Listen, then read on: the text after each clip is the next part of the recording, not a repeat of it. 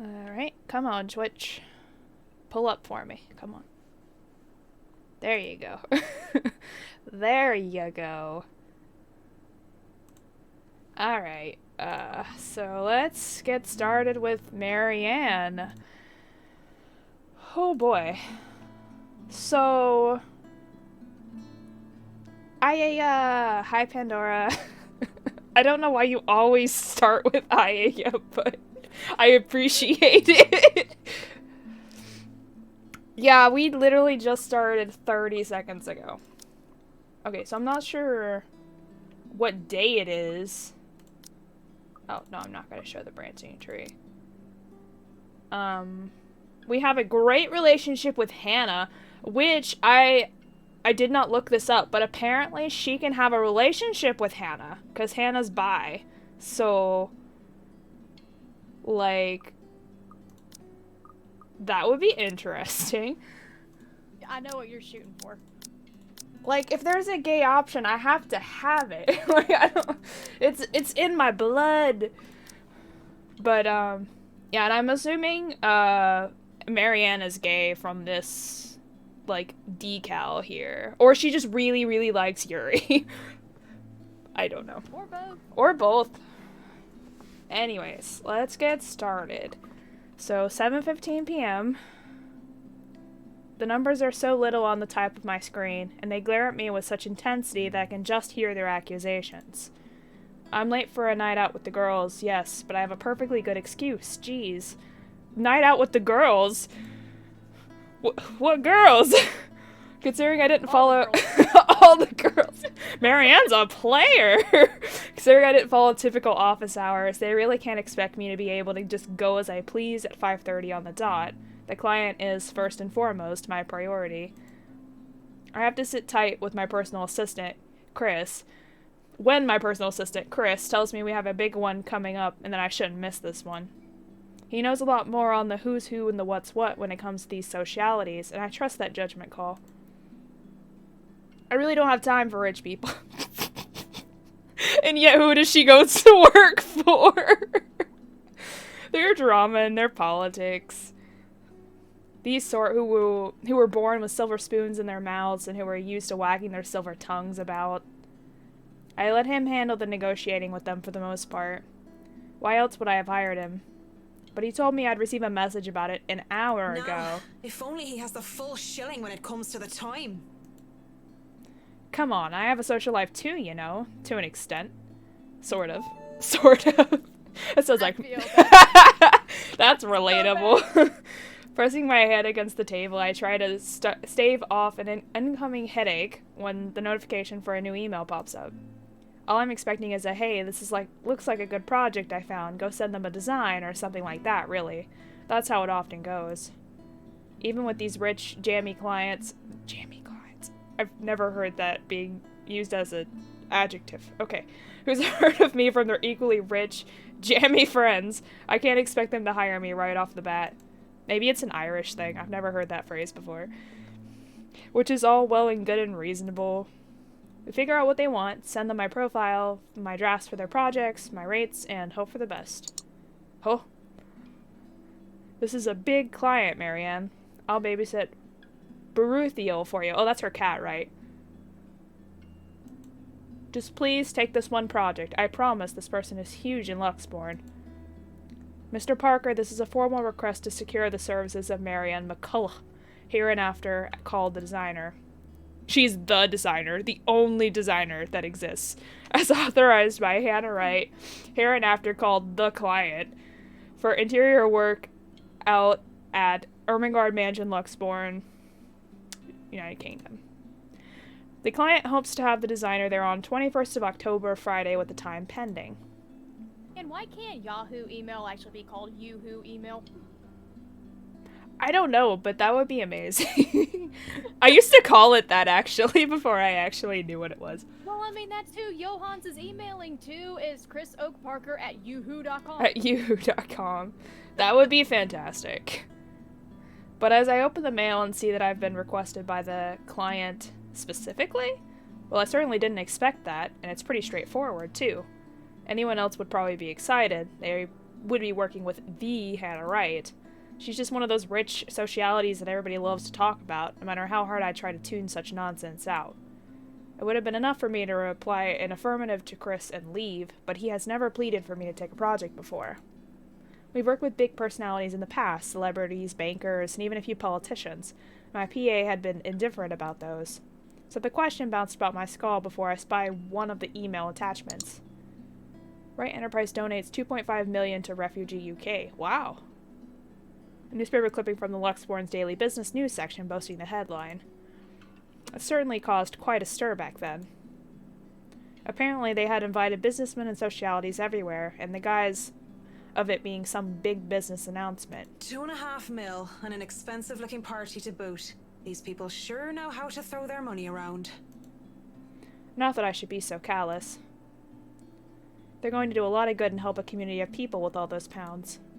I, of all people, shouldn't criticize such acts, whether they were for show or not. At the very least, I know they'll be able to pay in my rates. With the headline out of the way, however, I find myself staring at the picture that came along with the clipping. Because, wow. Here I am expecting a sour old woman in a blazer and skirt. But the woman that was plastered on the front page looked like she belongs to the front page of the entertainment section, or even, if I am to be crass, as the pinup for glamour. Okay, I'll be real here. A men's magazine. She sure knows how to rock that dress. Wait. Her hair, her eyes, her lips. She can't be her. Does she know Hannah? And at the same time, she is her, only several years older. She just looks like... No, come on, Mac. The world is full of pretty blondes. It's just a coincidence. Maybe they had a thing! The shake of my head, I snap out of it and reach out for my phone when it buzzes, nearly falling off my chair in the process. Hold on. So this is the 18th. This is when she gets the thing. Oh, this is the day after the party. Okay, that party at the beginning of Hannah's route. Who else would be on the other line but the very people waiting for me? Piss, I'm so sorry, Cam. I'm on my way. That's what I say. Yet I still don't move from my chair, face flushed and heart racing. I can only stare until I can will myself to reply that yes, I'm accepting the assignment. And it takes even more time for me to just close the image, shut down the computer, and leave. Even then, it has already burned its image into my head, no matter how much I wish it would just disappear. Makes me eager for the alcohol and the company. In that order. It makes me eager for anything that can help me forget. It's a good thing that the nearest pub is just a hop, skip, and a jump from here.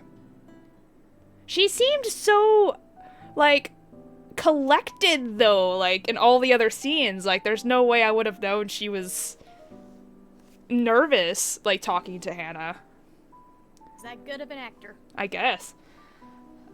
She's good at her job, I guess, at appearances.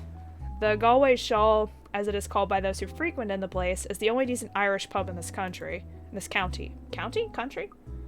What did it say? Same thing. County. County. Okay. You can pretty much tell if someone is new if they call it by its official name, the Crawl Bar. Because that's what you're going to be doing when you leave there, drunk as hell. My home away from home ever since I've moved to Luxborn. Well, that is when I'm not cooped up in my condo and working anyway. It has good alcohol, good company, and thank God in St. Cecilia, good music. Crowd favorites like the Bothy Noise, the High Wesleyan Men, and Second Fusion Orchestra are often played. Not to mention the singing. I love singing. Anyone could just break out into a drinking song, and the others in the pub were just wonderful and they start singing along. Hello, Nert. What is that emoji of? What is that? A giraffe? An egg, it says? Oh, it's of a Squishmallow plush. Okay. Giraffe shaped like an egg. So you were right and I was right. We just had to put them together. Nice. I want one now, though. Yeah, I'm down. And doing so while intoxicated is the best of ways to go about it. Hey, it's a win-win as long as I don't puke in the middle of the chorus, and as long as I can get home in one piece at the end of the day. Oh yeah, she likes karaoke, so she likes to sing too. And tonight is karaoke night. What better time than to try and sing all my worries away? That's what my intoxicated brain tells me. The ghost of guilt and sorrow remembers who Damn! I am. And in the prison of my heart, I was my only slave. Damn! I was not expecting that voice from her. Really good though. Ooh. But drinking only reminds me of my home, and the thought of home makes me think of her. But in the depths of my cold soul, I'll leave the burden and despair. It makes me nauseous. It sickens me that the smallest reminder of her can cause me such grief. I'll fight for what's worth fighting for.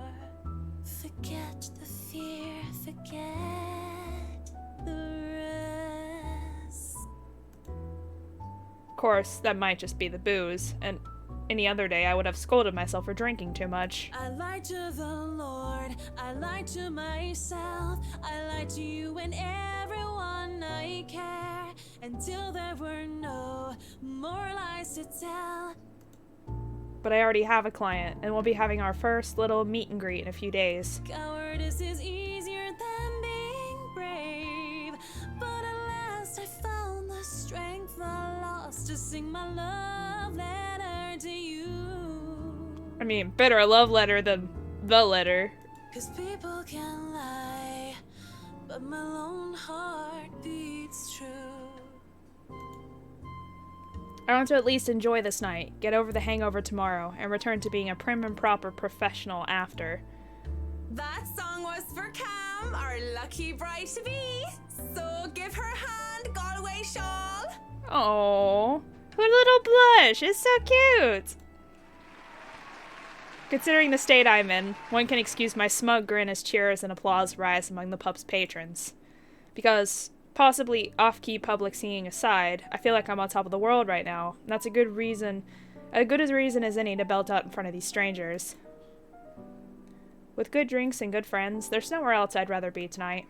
And I forget for a short while. And that song was brought to you by Marianne McCullough, everyone! A round of applause! That was so good. You rock, Marianne. Oh, please stop. You're just saying that. You know neither of us can hold a tune, Marianne. A toast to our shameless drunk singer. May your drinks forever flow and your notes be ever lovely. If anyone deserves a toast tonight, that's Cam. Finally sealed the deal after 3 years, eh? Read 'em and weep, bitches. Kamala's diamond engagement ring gleams as she holds it up for all the world to see. She has reasons to be proud. 3 years of living together, and her boyfriend finally asked her the big question. Obviously, she said yes. Don't get too attached to that ring or the one after, sweetie. I was wearing a wedding ring not so long ago, and look at where I am. But enough of me being a downer. Cheers to a happy engagement! Of course, if something like Haruna's divorce were to happen, I'd be there for Cam. Just as Cam had been there for me, acting more than just my yoga instructor. I can't be happier for my friend right now. Cheers! Cheers. Well, we both will be there for Cam, won't we? Haruna and I? Haruna, it's been a real bad year for her ever since her divorce. She's such a nice person, even loaning me money to open a studio. She didn't deserve what her husband had pulled. I'm happy she's smiling again and picking out like she used to. I think we've all missed our Japanese firecracker. We met in yoga class, something I had joined to keep myself in shape and, well, honestly, so that I could make friends when I had moved to Luxborn. Clearly it worked like a charm, and it definitely didn't have anything to do with the fact that I brought along my lucky D20 die with me on that first date. No, sir. I love these girls so much. What about you, Marianne? You're 30 years old and you still haven't got yourself a man. I don't think that's what she's looking for. And you guys know I have a very busy schedule. I don't have time for that. Oh, come on! That's a lame excuse and you know it! You need a man who'll take care of you and you need it now! Maybe some hunk who'll be your house hubby while you rake in the dough. Bitch, she don't need no man who will take care of her. She takes care of herself. What the fuck? I'm quite capable of taking care of myself. Who needs a Mr. Right? Hey, look at me. I'm Marianne McCullough, a lawful neutral cleric with 9 points in wisdom and 8 in charisma, but I can't get myself a date. I love that statement. Every D&D session ever. I mentioned druids and demons once. There's the the made up version for copyrights.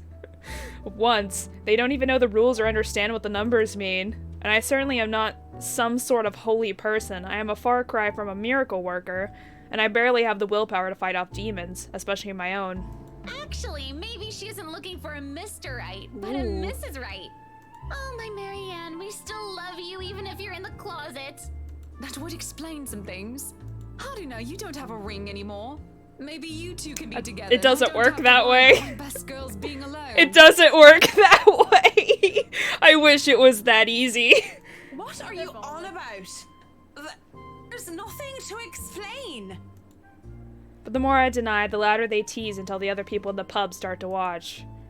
It doesn't help at all when Haruna drapes her arm over my shoulders and leans in. Will I be all yours then? Will you be making me feel like a woman? I know that they're just kidding around, and they're probably drunk as fuck right now. But this doesn't make me comfortable in the slightest. So when Kamala notices my silence and Haruna sees the expression on my face, they stop. And when the awkward air settles over us, the rest of the pub goes back to whatever they were doing before the whole thing ever happened. They probably won't even remember it when they wake up with massive hangovers anyway. Sorry. Me too. Hey, no hard feelings, right? I raise my glass. They smile. We drink. There's no need to say more. We all definitely far too drunk tonight. So eventually the fun times end. It is a weekday after all. And with Haruna being a nurse, oh damn, she still has to get ready for her next shift.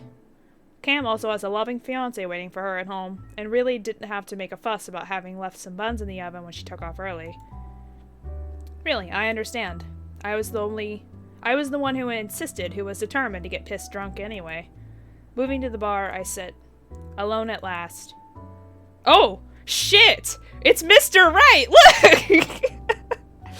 Not the Mr. Right they were talking about. Close enough. But close enough. I haven't seen him here before. Obviously not a regular. He hasn't said a word, is what I'm assuming it's supposed to say. It just sits there, savoring his drink. With his whiskey served neat in one hand and lighter in the other, doesn't seem like he's noticed me yet, and maybe I should go before he does look my way. Because he was pretty and he was blonde, and those two things plus alcohol never did me any good. A thought too late. Judging by the way his flushed face and the dazed look in his eyes, he's as pissed drunk as I am. But whereas I feel like keeling over, he looks like he's still ready to take the catwalk by storm. Really, he just has the air of one of those men who think they own the world. Hello there. Oh my god. Sexy. Please don't stand up on more. I already like what I see. Oh my fucking god. And look what he's called. Whiskey. He's just called whiskey. Hold on. Let me... Does it say anything? We should have looked at her profile before.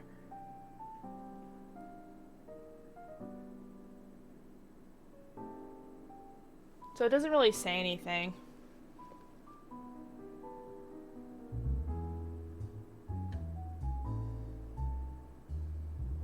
Okay, so she was...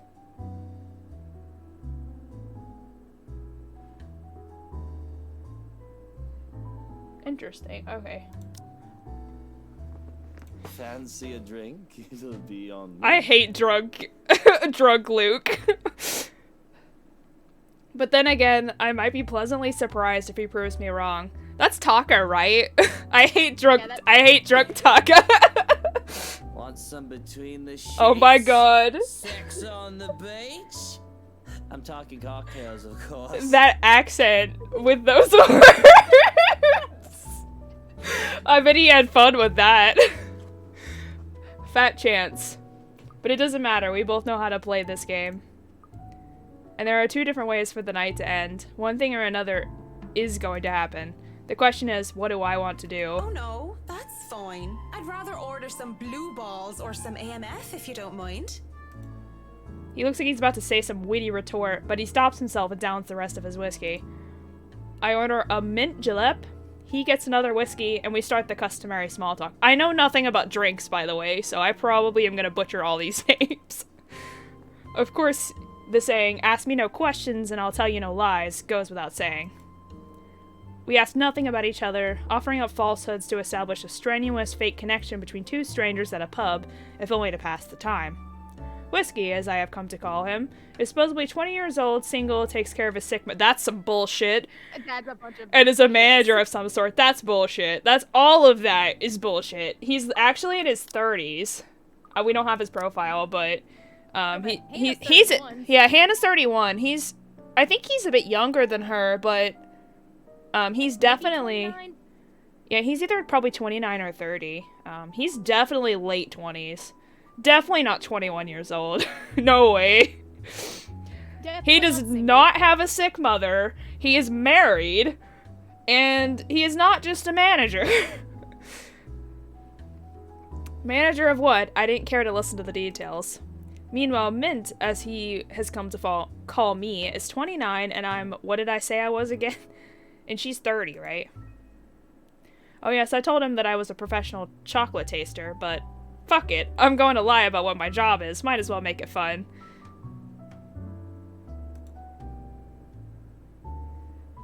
Luke would 100% do that, and Marianne's drunk as hell, so I don't think she cares right now. It's a pretty decent chat between two pretty drunk strangers. And I don't know, because I don't do the bar life, so I don't know how that works. Like, maybe it's just me, but we might as fucking well expend the tiniest amount of effort in pretending there's something meaningful at this meeting. Would have been nice, too, if it was just left at that. But during a lull in the conversation, he brings it up. You know, I've never been with a woman taller than me. She's probably insecure about her height. To think he might have been different from the rest. Never have and never will. Whiskey. Can we go back to the history of chocolates? Did you know that chocolate candy was introduced in 19th century England as a healthier alternative to alcohol? I mean, better chocolate in my opinion. St. Lucy was the most beautiful woman of her time. She had men coming from the four corners of the world just to see the pure light of her exquisite green eyes. If she were so lucky, anyway. No, enough of the history lesson. Come on, Mint. You know and I know what you came here for. It wasn't you, that's for sure. Though not every suitor was gallant, and she was no fool. She had known that sooner or later she wouldn't be able to defend her chastity. Come on. There must be something that gets you going. I hate his accent. That's so bad. I hate it so much. So she... Taking them? She had taken out a knife and gouged out her own eyes? Jesus Christ.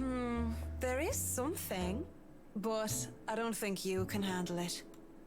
Impressed with her devotion, God restored her eyes and made them more beautiful than before. He has a peculiar sense of humor, hasn't he? Because that only meant suitors kept going after Lucy, and she kept her eyes in a chalice to scare them away. Oh, I'm pretty sure I can handle whatever I hate it so much. I hate it so much. Like, let me just puke right now. St. Lucy, help me. Help me, please. Help me turn away from sin. Help me with my own My blindness. place isn't too far from here. I won't take care of you if it ends up being too much for you. And no one will be able to hear you if you try to scream. You sure you want to go down that road, pretty boy? How far is this into the story? We're on the fourth character route. But we're 7 parts in, so take that what you will. Wouldn't have it any other way.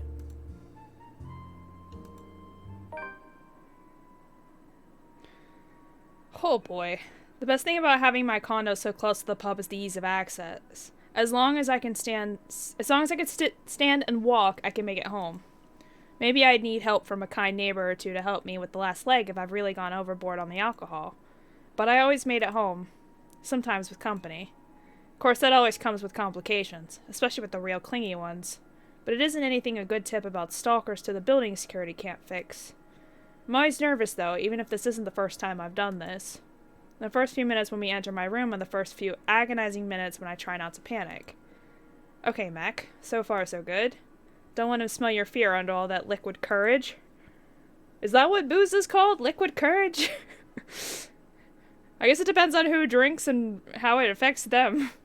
He'll leave sooner or later, and I'll never have to see him again, just like every other man before him. I'd like to say to myself that the men I brought back to this place were more scared than I was.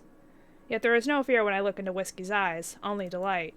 When he starts touching me, I don't even hesitate when I push him against the door. Roughness is to be expected. Jesus Christ, I did not expect these two to be doing this. That was not what I expected when I started this route. And as long as he sticks to the script, everything will go smoothly. We'll have our little tumble in the sheets, he'll leave, and we'll forget about it. If somebody asked what I really wanted, I would have told them that I wanted a bed of roses, chocolates, and music. Maybe in an Irish castle. Hell yeah. But all I really want is her, and that's never going to be a reality. That was my fault, of course. 'Cause I was afraid. 'Cause I was a coward. They would never hold a candle up to her. She was the light of my life. And I had let her go. I can't even be bothered at the thought of her. Just the single thought of, oh my god, there's so many hers, makes my resolve to see this affair through waver. Wait. What is it now? Yes, what is it now? To sex or not to sex? That's what we should have called the chapter. To sex or not to sex? I'm gonna say no, but that's just because I don't like Luke and I hate this. I come back to this, right, Pandora? Right? I'm gonna say no. No. We're both drunk. And He doesn't care, obviously. He's an asshole. Oh, that made his affection go up! That made his affection go up! How does this work? Because he's married! This is wrong. Don't you think it's a bit fucked up that we're about to have sex and we're just calling each other by the drinks that we had? How messed up are we? And Luke didn't, like...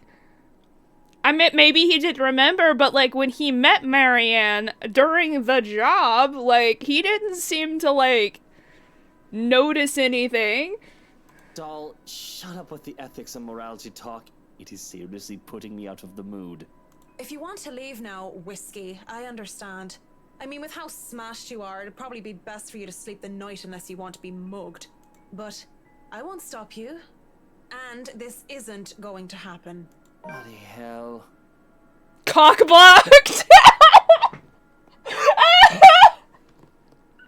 Oh, that's the best achievement I've ever gotten in a game!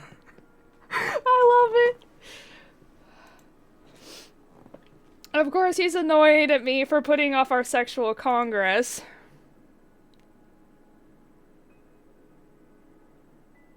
Did he?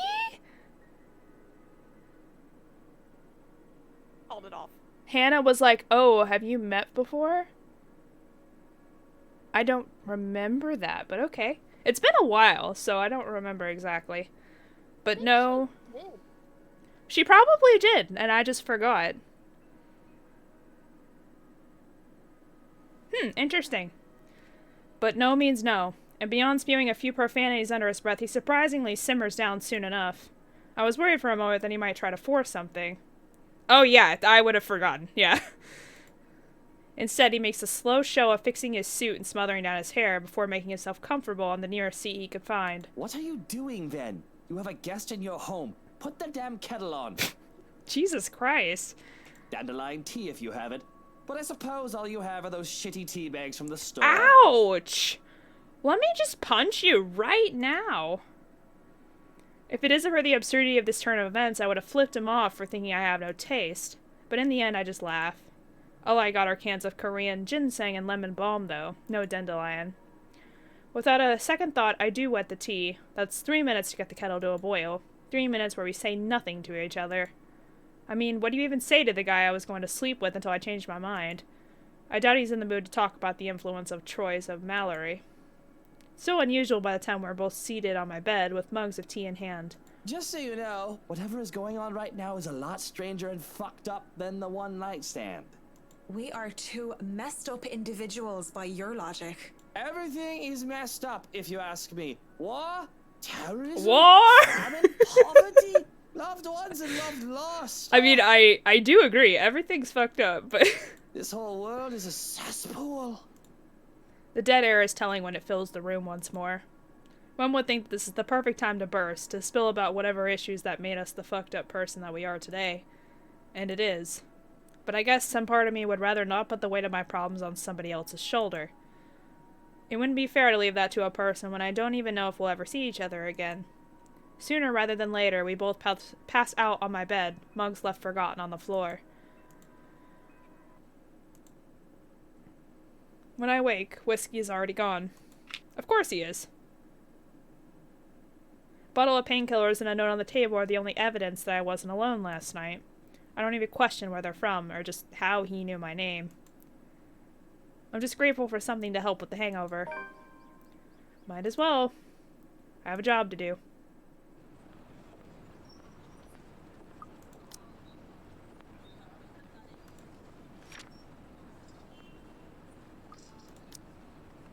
It isn't often that I think about drinking on the job. But after meeting with the Wrights yesterday... Oh, you met with the Wrights. That's for sure one of them. So, really makes me want to break my self-imposed rules. Because first off, fucking damn Whiskey was fucking damn Mr. Right. Yeah, he was. And to top it all off, they had somehow forgotten to inform me that they didn't own the Ermengarde mansion yet when they hired me. What sort of person does that? Rich people. I could do nothing but twiddle my thumbs at this, however. Twiddle my thumbs and wait for the go signal. It's not like I can accept other small projects. This is a big job and I should be ready to start on it at any time. Not to mention that my PA practically begged me to be patient and wait this out. It was a hard decision to agree, but I did so in the end. Because I'm doing this for the Ermengarde mansion, not for anything or anyone else. I'd have a headache whatever I do anyway. I'd go to the pub again, but seeing what happened a few days ago, I'd rather not end up in bed with another potential client. Yeah, she's gonna have to have therapy for that one. And it might be a huge leap in logic, but a library is the next best thing after the pub. I would agree. I would go to the library first, though. And switch the pub with a cafe or something. I have to go there anyway. I need more books for Dad. Plus, I also need to return the ones I borrowed last time. Oh yeah, her dad has, if I was reading that correctly in the journal, her dad has Alzheimer's.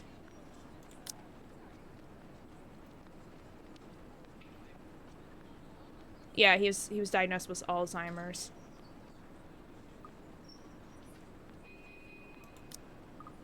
Interesting.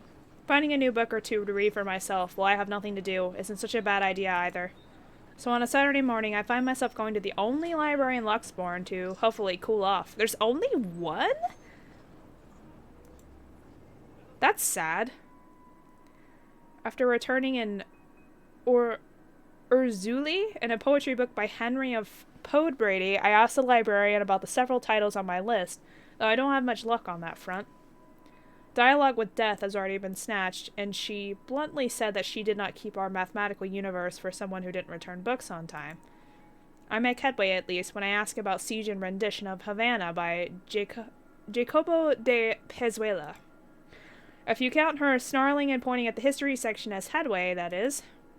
The history section is devoid of any other except for myself and a redhead, though I'd wager a guess that Red's just passing by to get to the classical literature section. So many books, so little time. Scanning the books and seeing so many wonderful titles gives me great pleasure. That's when I spot it. Hello, sailor. Why don't you come to Mama? It's not the naval battle book I was looking for, it's even better.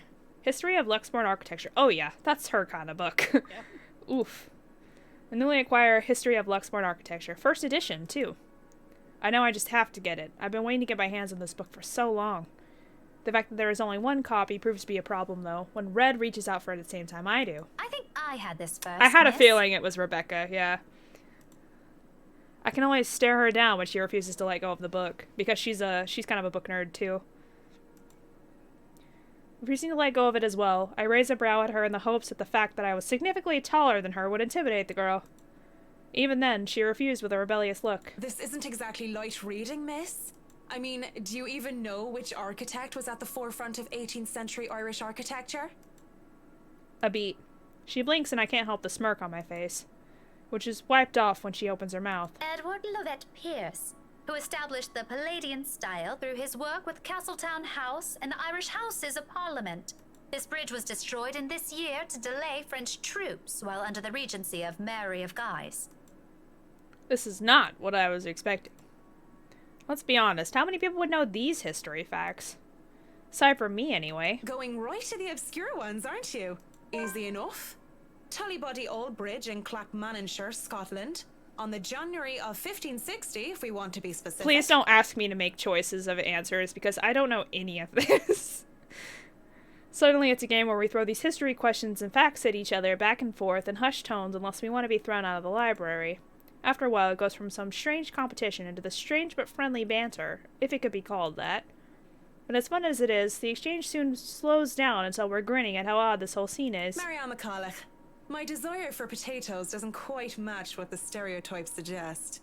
Rebecca Gales, the Scots' supposed hatred for the English wasn't enough to stop me from teaching their little spawns. I like the way she said her name. By then, we had forgotten about our little tug of war, although she still holds the book in her hands. I also didn't know she was Scottish. That's interesting. I had let go of it without realizing that when she answered my first question. History teacher, then? Got it in one. No wonder you gave me a run for my money. Now, if we're talking about architecture, I'd blow you out of the water. You're from where? Luxburn Uni? Oh no, just St. Goretti's. Ah yes, St. Goretti. You'd think a school would choose a more appropriate saint to name themselves after, especially when they have very young students. And I'm guessing you're an architect, if you're so confident about the subject. Interior designer, Miss Gales. Please, just call me Rebecca. You aren't one of my students, are you? My stream's disconnecting again.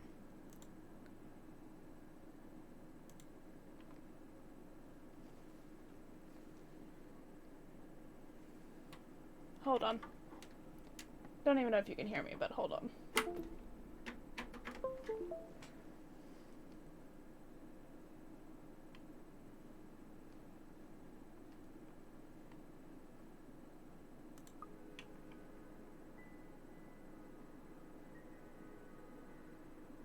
Give it a minute while it turns.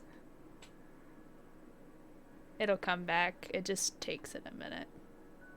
There it is. I think.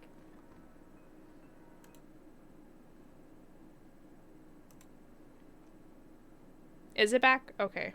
Well, I don't see... I think so. It's still, like, buffering a bit. It even lagged me out on Discord. Weird.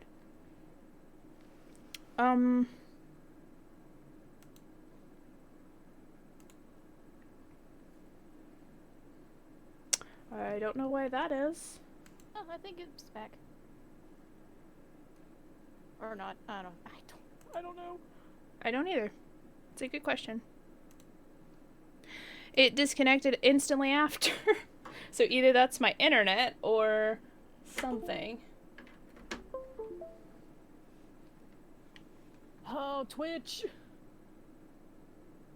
Oh, well, you're now back online. See, it always seems like my internet is fine, but then it's like, it always disconnects somewhere in the middle. There we go. Is it working?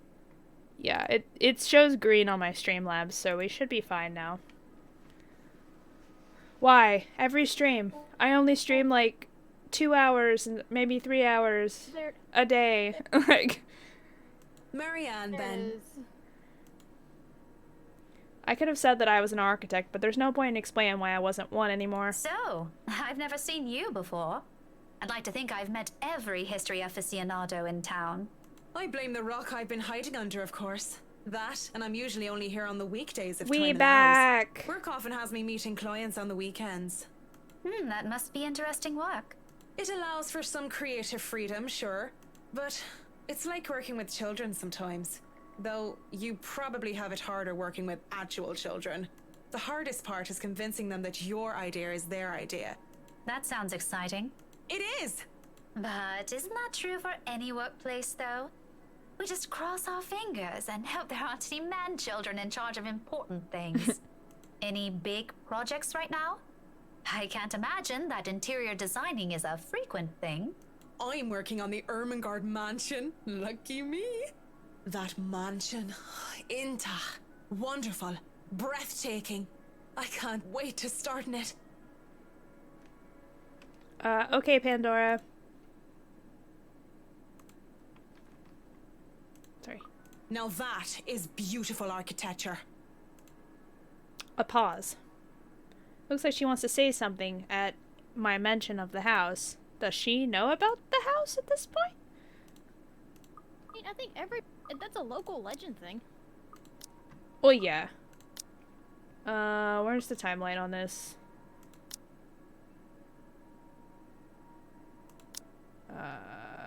It's the 22nd currently.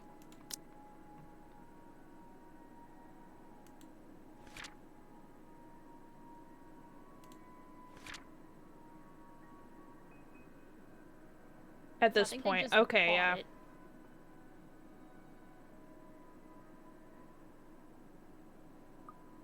Okay. Did I read that?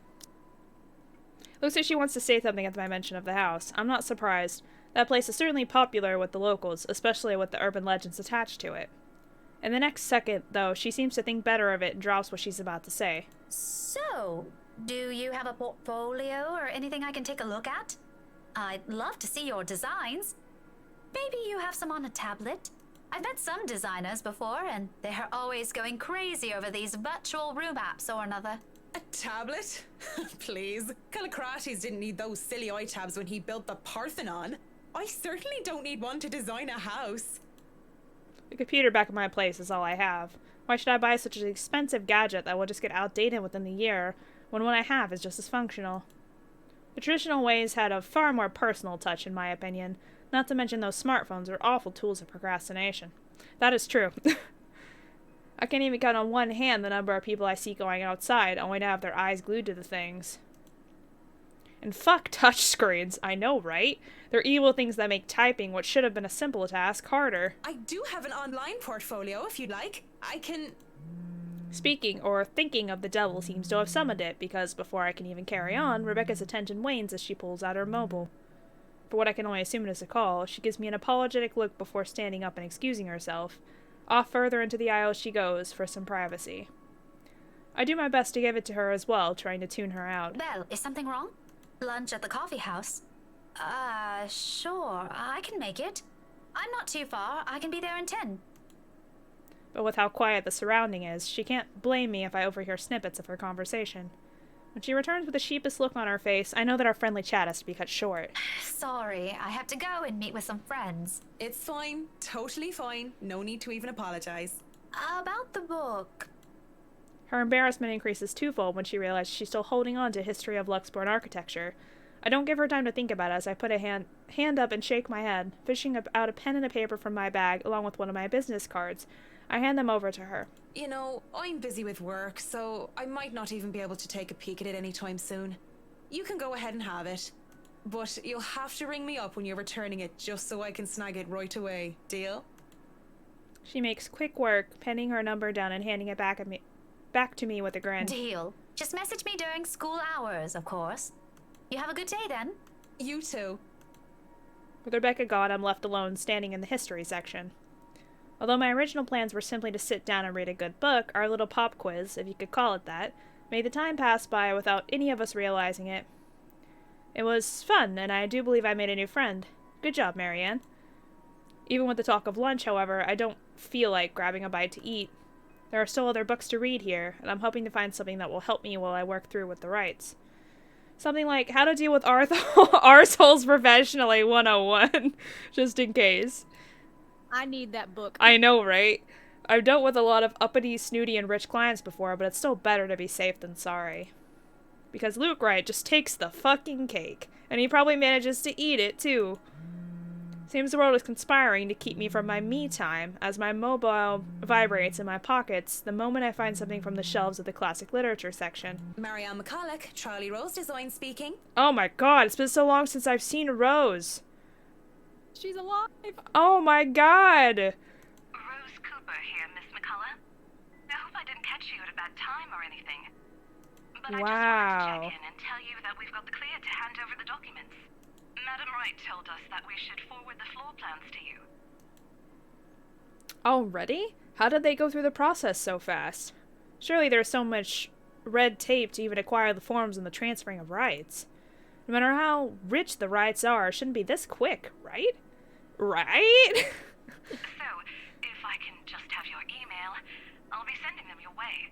I'd actually like a physical copy of the floor plans. Oh, I suppose that's fine. I'm not at the office right now, but I can inform Miss Santos of your request. We're gonna go see Isabella! I'll make sure to drop by the office after lunch if that's fine. Not a problem. Right. Well, cheers. Right. Cheers. I don't know. I just don't. Is there some sort of deeper miscommunication when we last met? Those things take time. It's been, what, a day? Less than that, even. There isn't even a point in trying to make sense of these people who seem to be larger than life. Oof. Looks like I'm on the clock starting today. I might as well eat. Okay.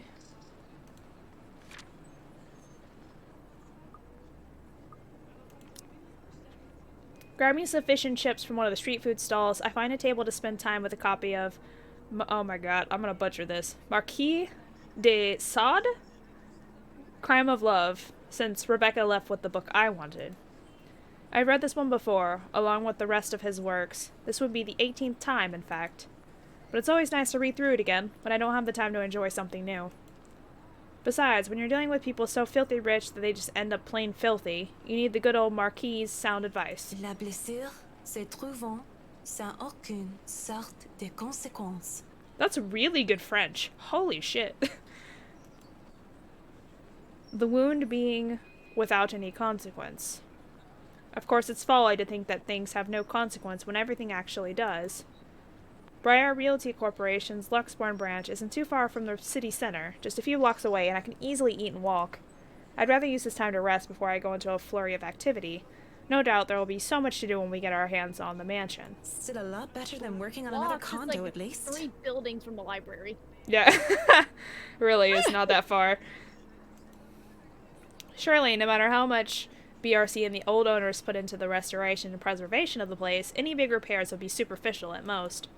I am quite certain that, in their haste to sell the property, they did rush job. It isn't an infrequent thing to do despite how it is frowned upon. There will be a lot of hidden issues that I will have to weed out, and I will have to make sure I find every single one of them, especially the more serious ones.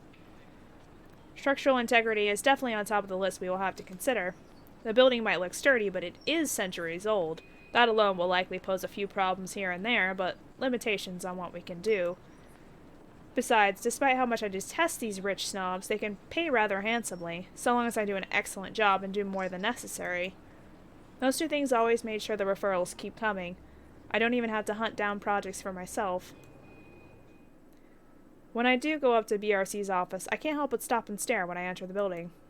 With the lunch hour closing, employees should have been back already. They still aren't filtering through the doors. I get that it's a Saturday, that people probably feel tired and lazy to be working on a weekend. But they're still on the clock and not bumming about wasting company time on extended lunch breaks and cigarette sessions. The office is spacious, as it is with these big corporations. Each person is given their own space of what's usually a 2x2 meter cubicle. There's a lot more empty chairs than there are actually people working at their desks. Reminds me far too much of my last day at Poriskova projects during the massive layoffs due to the Irish economic crisis.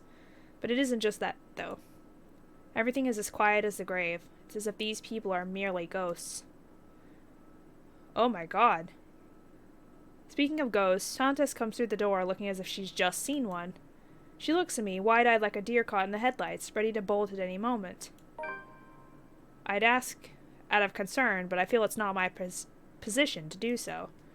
What if it's something personal? I'd simply be overstepping my boundaries. Really, it's none of my business. I presume that Miss Cooper told you why I'm here, Miss Santos? Huh? Oh, yeah. Sorry, I just got back from lunch, you know? Oh, that's the moment where she saw her in the window, I believe. Out in the street. The lady in the window, yeah. So that's why she's freaked out. But it won't take too long. Don't worry. Of course it won't. This whole project has established itself to be a matter done in haste.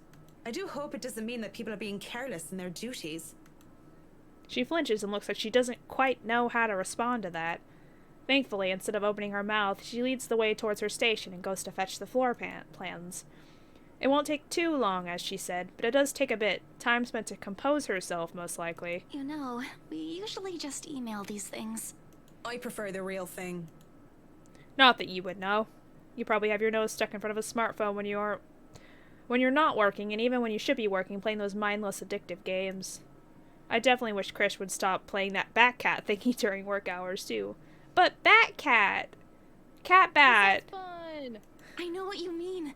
Digital painting is nice, but nothing beats the smell of real paint. Not that I go and smell paint like a crazy person, but, you know, the real thing is different. Wait, what? Yes, nothing is quite like the real thing. Checking out the floor plans, I see that I'll have a lot going for me.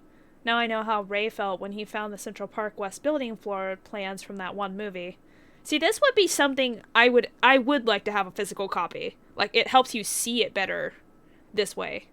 Whereas if you pull it up on your phone, it's like, it's just not the same. Not the same. Which is why I became an architect in the first place. Jacobean style at its finest, it's a thing of beauty. Look at these gorgeous rooms, the delicate harmony between the empty spaces. They have a theater? What? Of course they have a theater. There's a music room? Sick. There's a bar, parlor, Conference room. gallery. Ooh. That really is nice. And speaking of empty spaces, there's something rather odd about these ones.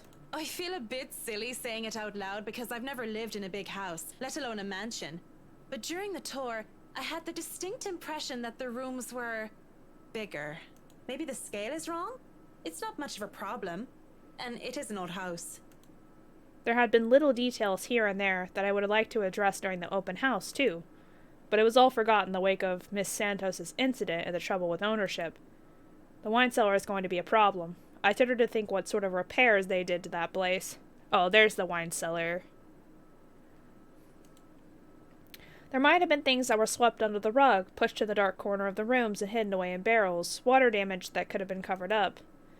There have been floods due to heavy rains in West England just last year, after all, and if there's any sort of damage to the house's foundation, that's going to be a lot of work. I was not able to look at the attic as well. For all I know, a whole family of vermin could have made their nests there. Working with pest control is always the worst. The sheer size of the place is staggering, even if I did just say it was a lot smaller than I thought. I might just be biting off more than I could chew, but who doesn't like a good challenge? First things first, I'll have to... So, do you want a coffee? The one from the staff room is pretty decent. There's really no need. I'm sure you have rules against it. Rules against bringing someone coffee? That's ridiculous. And even if there were regulations against it, nobody's really here to tell Sir John. I've already brought 2 mugs, and I'm not going to drink them on my own. Come on. I have to stamp down my annoyance at being distracted. Seeing the girl, the young woman, though, looks like she has a lot on her mind. If babbling is her way of dealing with stray thoughts, I'm not really the one she should be babbling to. Oh, both of these sound antagonistic. But I think that one sounds more antagonistic. Yeah. Yeah, look at us go. I give her time to speak up, but when she just stares, I clear my throat. Yes? You have something to say? As embarrassment creeps up on her face, I snatch one of the coffees from her and take a sip. Too hot. Just thinking and speaking off the record, it must be fun what you do. You go to people's houses and you make them, well, pretty. You're sharing your art with them. It's a little bit more complex than that. But if you put it that way, it is fun. I wouldn't have done it for 7 years if it wasn't a little bit fun, I guess. These big clients always have paintings in their homes. Do you have a supplier for art pieces? I didn't expect to hear such a question from her, seeing how well she handled herself yesterday. I didn't doubt then why she was assigned to an important sale like the Ermengarde mansion, despite the little accident she had. Now she just looks too young, too nervous, and unsure of herself, although her enthusiasm must make up for that in spades. In fact, I wouldn't have believed it if she had introduced herself the way she is at the moment. Why, watching her now, she actually looks like she should still be in college. I mean, she's only, 26? There's a lot of people I know that are still in college at 26. Acts a bit like it, too, when I think about it. I thought she was a teen, slumming it out in the mansion when I first saw her there, lying on the ground. Surprise, surprise, she turned out to be one of the estate agents handling the property. The clients usually support artists of their own choice. If they don't, I'm always happy to refer those that I know. That's cool. They're very picky. I don't think a hobbyist will have an easy time getting their work sold. Hey, I'll have you know I was a student of the fine arts. She was. And yet, here you are, selling property. Maybe you weren't a very fine student of the arts. Oof. Well, it's hard to be in the arts, man. Like, I would know. It's hard. Maybe I took that a bit too far. She bites her cheek and it looks like she's barely holding herself back. It's not like I had a choice. Yeah, she really didn't with her family. She had to find a job that was paid enough. She mutters it under her breath. I barely even hear it. But the hurt is there. And it makes one wonder what brought it on. Although it is understandable, her reason what I think it is, very few people make it big in the art world. I could see why she'd be upset about it, with that enthusiasm. I didn't have a choice when I left Ireland. It was that or years of unemployment. The recession and the toll it took in the construction industry was out of anyone's control. I don't know what choice she wasn't able to make, whether it was about her being at art school or something else. But the world isn't a fair place. And the sooner she accepts it, the better. Still, with that forlorn look on her face, I can't help but sigh. The girl reminds me far too much of myself when I was younger. Well, if you're thinking of commissioning your paintings, I'll have to see your work first. Oh, it's not... I didn't mean it like that. I don't have any paintings. Really? You sounded a lot like you still did art or want to. Now I'm starting to worry that you might just like the smell of paint. I'm not a paint huffer, sheesh. I just mean I don't make much anymore. I don't really have the time for it. The tools and materials aren't exactly cheap either. That's true. They are very expensive. Like, really good paint is expensive. Everything has a price. It sounds like you're making excuses for something you're presumably passionate about. If you really want to practice art, a little out of your wallet isn't much. But she's sending all her money back home. That's the thing. She's not using it for herself.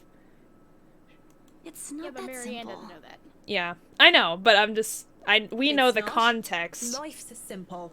People just like to make it complex. That's not true. Speaking off the record, I have some advice for you, kid. Either go for what you want, or stop thinking about it when you have something else. That is unless you enjoy making yourself miserable, then by all means. You know, if you wanted to look at the floor plans without me bothering you, you could have just said so. Would you have left me alone? We'll never know now, will we? A strained air settles in the room afterwards. It doesn't help that she doesn't immediately leave, as she has said, lingering awkwardly by the door with that downcast expression. It's clear there's more she means to say, perhaps even to defend herself and her choices in life. Or is she expecting me to dish out more of that advice? It's an awkward affair, and I choose to hightail out of the realty office as quick as I can. Ouch. Ouch.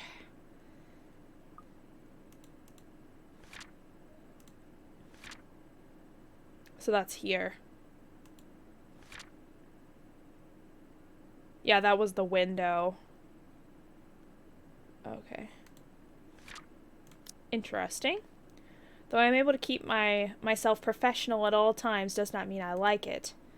And seeing the most of the day has already gone by before I realized it, I choose to head back to my flat instead, despite today being a Saturday. Not fun, but at least this way I can definitely avoid another unpleasant encounter.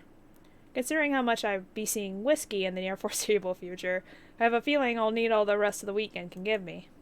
For the first time in a long while, excited as I am to work on the mansion, I cannot wait to be over and done with this project. Oh, you're gonna want to get out of there faster. I'm gonna tell you that right now. Monday couldn't come any sooner. After taking the floor plans from Miss Santos the day before the last, I spent most of my Sunday drawing up plans and calling in my suppliers. I'm gonna go ahead and save real quick. Just because I don't want to forget to later, and... It's been a minute. Yeah. Although no design choices have been made yet, I'm quite sure that they want high-end appliances, the most expensive materials, and the most pretentious everything. They usually did, these rich types, based from my experience at least. Given how badly this whole thing started, it wouldn't hurt to be prepared. I have to check myself, make sure I'm not playing with my gloves as one of the other building tenants takes the elevator up with me. Makes me self-conscious when the woman's eyes go over me, and I'm sure she was going to point out some perceived flaw in my physical appearance. But I'm saved from being paranoid when they went off a few floors later. Still, the ride up to my floor is nerve-wracking. Hang on. How tall is she, by the way? Isabella's short as hell. She's 5'2". Hannah's 5'7". Zach's 6 foot. Oh, she's 5'11", so she's almost Zach's height. She's pretty tall. That's pretty tall. But I'm saved from being paranoid when they went off a few floors later. Still, the ride up to my floor is nerve-wracking. The rides lived at the very top, the penthouse, the creme de la creme, when it comes to condominium and urban living. Just getting access to the place is an ordeal of its own. I had to jump so many hoops, so many security checks just to secure a keycard, not only because of building management, but because of the right's personal security. Sometimes felt like I'm being interrogated for a crime and not visiting a client at their home. Oh yeah, and she wears heels. That's a good point, nerd. So she probably is about 6 foot with heels, depending on how big the heels are. Even when their personal assistant called in to help and verify my presence, I'm pretty sure that was probably Johann's. The process is aggravated rather than hastened. Speaking of the devil... Hey, bud. I didn't really like you last time I saw you, so... The elevator door... I mean, he kind of threw Zach in prison. I'm not exactly happy. Like, to be fair, Zach was trespassing. But, like... The elevator door opens, and I am greeted by none other than Whiskey's not-so-little lackey. I do apologize if I kept Mr. and Mrs. Wright waiting. But I'm here now, and I'm ready, so if I may, where are they? They've just woken up, but they should be down soon. I'm surprised to see you made it through security. And only 5 minutes late. You said I'd be through security soon, and it took half an hour. Define soon in this context. I'd make myself comfortable if I were you. I'm going to go and put the kettle on. About the tea, I don't want to intrude or anything. The sir does not like being woken up by the whistling. But who am I to deny tea to a guest? He shows me to the couch before drifting off towards the kitchen, quietly pulling out a teapot, cups, and all sorts of other things in preparation for tea. I ignore the animosity towards his employer that his words implied. I wouldn't be too surprised if Whiskey's own people don't like him. Accepting the quiet and isolation instead, I brace myself for what's to come. In this case, soon apparently means more than 5 minutes, or even 10. I sit in their living room, just waiting. And when the kettle starts whistling and the tea has been served, I continue to wait. At least the silence is relaxing. Oof. And then there's a crash. I nearly spill tea all over my lap in surprise, and I look up expecting security to come running. Even the man at the kitchen counter continues to fix breakfast like he heard nothing. I don't want to speak up about it because he looks far too absorbed in his cooking, and I don't want to be the cause of burnt food or worse. Look, that coffee table looks way far out from the couch. How are you supposed to... She's probably at the very end of it. How are you supposed to, like, I mean, and the way, like, the couch, like, the leg is so long on the side. I've never seen a couch like that. However, there's something in me that just wants to figure out what that was, although I am normally not this nosy. Oh, God. I don't know if this one's... I'm not gonna go back on this choice, but I'm gonna save anyway. Last time I went to go check something out, it did not go well. I'm gonna say that right now. So... oh, wait, what is today? Is it the 23rd? 24th? This is right after Rose died. Or I think like right. And she met... around that time. She met Marianne with her... They talked about the cat. Trying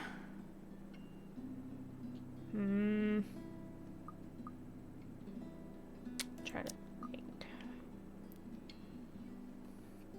This would be a scene we probably haven't seen before. It was a banking noise. They didn't seem... Maybe it's just Luke, like, throwing himself out of bed, making a lot of noise. I feel like that's... rolling out of bed. Yeah. Flopping face first on Yeah, I'm sure it's nothing. I'm just gonna wait. That's... I have no business with it. These rich people usually value their privacy above all else, after all. Unless, of course, they're posting pictures on social media, bragging about what good people they are for allowing themselves to be interviewed for some magazine. Then again, the whole reason I'm in this mess is because I don't give two shits about what goes on with people like them. And I'm not going to get caught snooping about and being accused of some imagined wrongdoing. See? See, that's why. Last time, that's what happened, and now I'm upset. I'm not going to be some busybody detective wannabe and run off to investigate. Whatever that was. Ash. It's probably just something mundane anyway, like a lamp falling over. I'm just going to sit here and wait for Mrs. Wright. With my tea. In complete silence. Could I at least put the telly on? I don't really expect him to answer. If he hadn't heard the crash, I doubt he would have heard me. As long as you don't watch some silly soap opera, the LBC News would be fine. The William Walker show is on too, if you prefer that. Not that I watch it, but my husband does. The remote is under the coffee table. Oh, sure. Maybe I'll be lucky and catch the doc on. I heard they're having reruns of the classics, and I want to see the second meet sixth in Spain. If not, just the news then. Thank you. I'll let you get on with your cooking now. Did you just ignore the crash a while ago then? Whatever.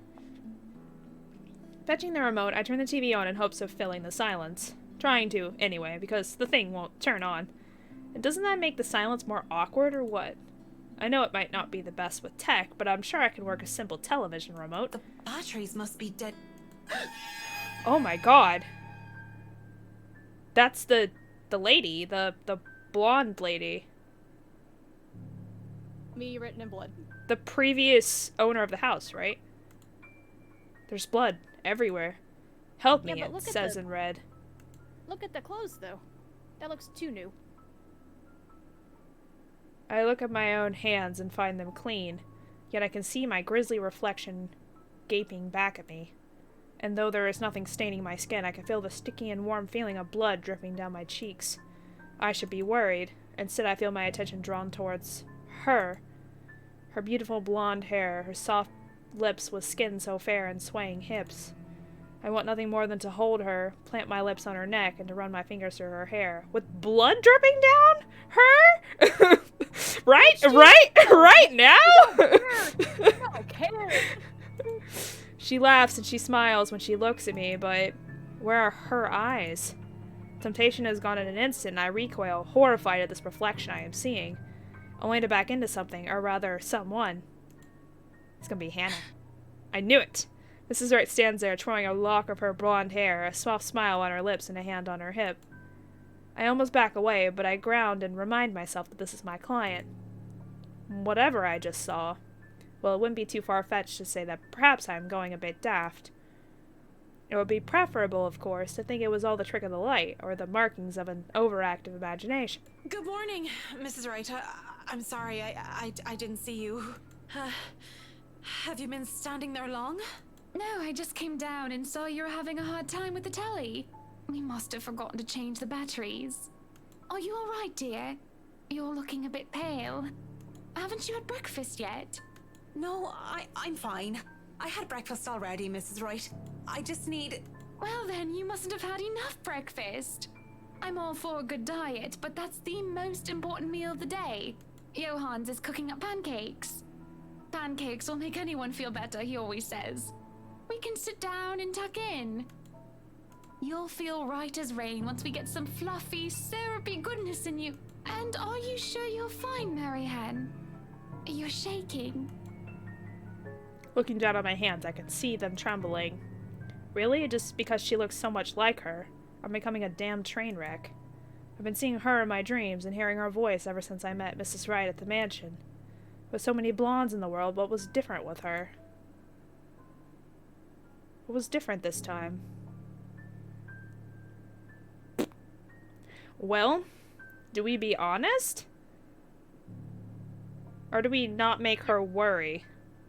I mean, they're technically not wrong, both of them. I mean, you're right. She did remember, like, her. Whoever her is. Yeah.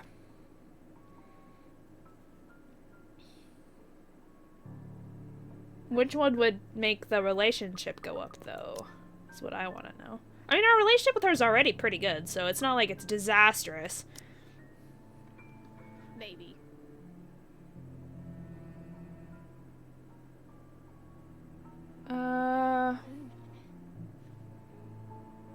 I was thinking about being honest and saying she wasn't feeling well. I just don't know if they're supposed to go to the mansion or not. And if she says she's not feeling well, then they might put that Off. But if we lie and, you know, she's, you know, suspicious or something, well, not like suspicious that I did something, but, you know, like, feels like there's more to the story, she might, her relationship might go down.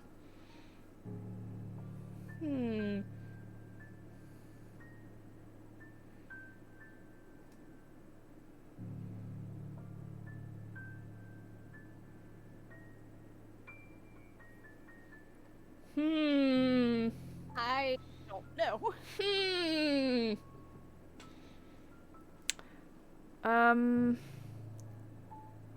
I don't want to worry her too much, so I think I'm gonna pick this one. I just remembered something, that's all. It's nothing I made to it go worry up. about. Okay. Are you sure? I am all ears if there is something bothering you. I don't mind a good story, and I don't want it to affect your work performance. Gossipy wagon, isn't she? She should just leave you alone. It's not like you need her. Now we have a bitch talking in our head. You don't have to worry about that, Mrs. Wright. I say business stays business, and anything else can stay in the doghouse until I'm done with work. I just have to bear through it, don't I? If I tell her that I'm hearing voices, that'd be a fast track straight to the nut house. What else can I do? Saint Dimphna help me lest I become like her father Damon, insane at the thought of a lost love and mad in the pursuit of another. Shall we talk about your work then? If you'd like. It's on your time, after all. I've been told many good things about you, and I've seen some of your work before. Others speak very highly of your work etiquette. Yet I've never heard of you before. Not even a whisper of the McCullough name. Well, I've only been in Luxbourne for 4 years. Tried to make it big in London for nearly 3 years before. And I've only been working these high-quality projects for the past year. I stick straight to the point. It's best to brief when talking to clients, after all. Keep it clean-cut as much as possible. Yet at the same time, I have to make it engaging so it doesn't look like I don't want to talk to them. I imagine it hasn't been easy. I can't see why you've moved from London to Luxbourne, though. Job vacancies were fewer at the time, and I had a lot of competition in London. Let's not even talk about the living costs there. But I'm glad I moved here, even if it hadn't been smooth sailing. If I had it easy, I probably wouldn't be working projects like these. Why even bother explaining to her? She won't understand. She's practically born with a silver spoon in her mouth. The woman could probably snap her fingers and have servants attending to her beck and call. She does look the part of a spoiled heiress, doesn't she? It would be a relief if she's just that. Something that's different from Mrs. Wright and her. Before she can get another word in, words that may have proven me wrong or right, she looks up the loft with a fond expression on her face. With just a simple glance, she can put in so much love that I feel a tad bit jealous of whoever holds it. Good morning, Luke, darling. Good Whiskey. morning, ladies. What a morning it is that I wake up to such a beautiful sight. Oh my god.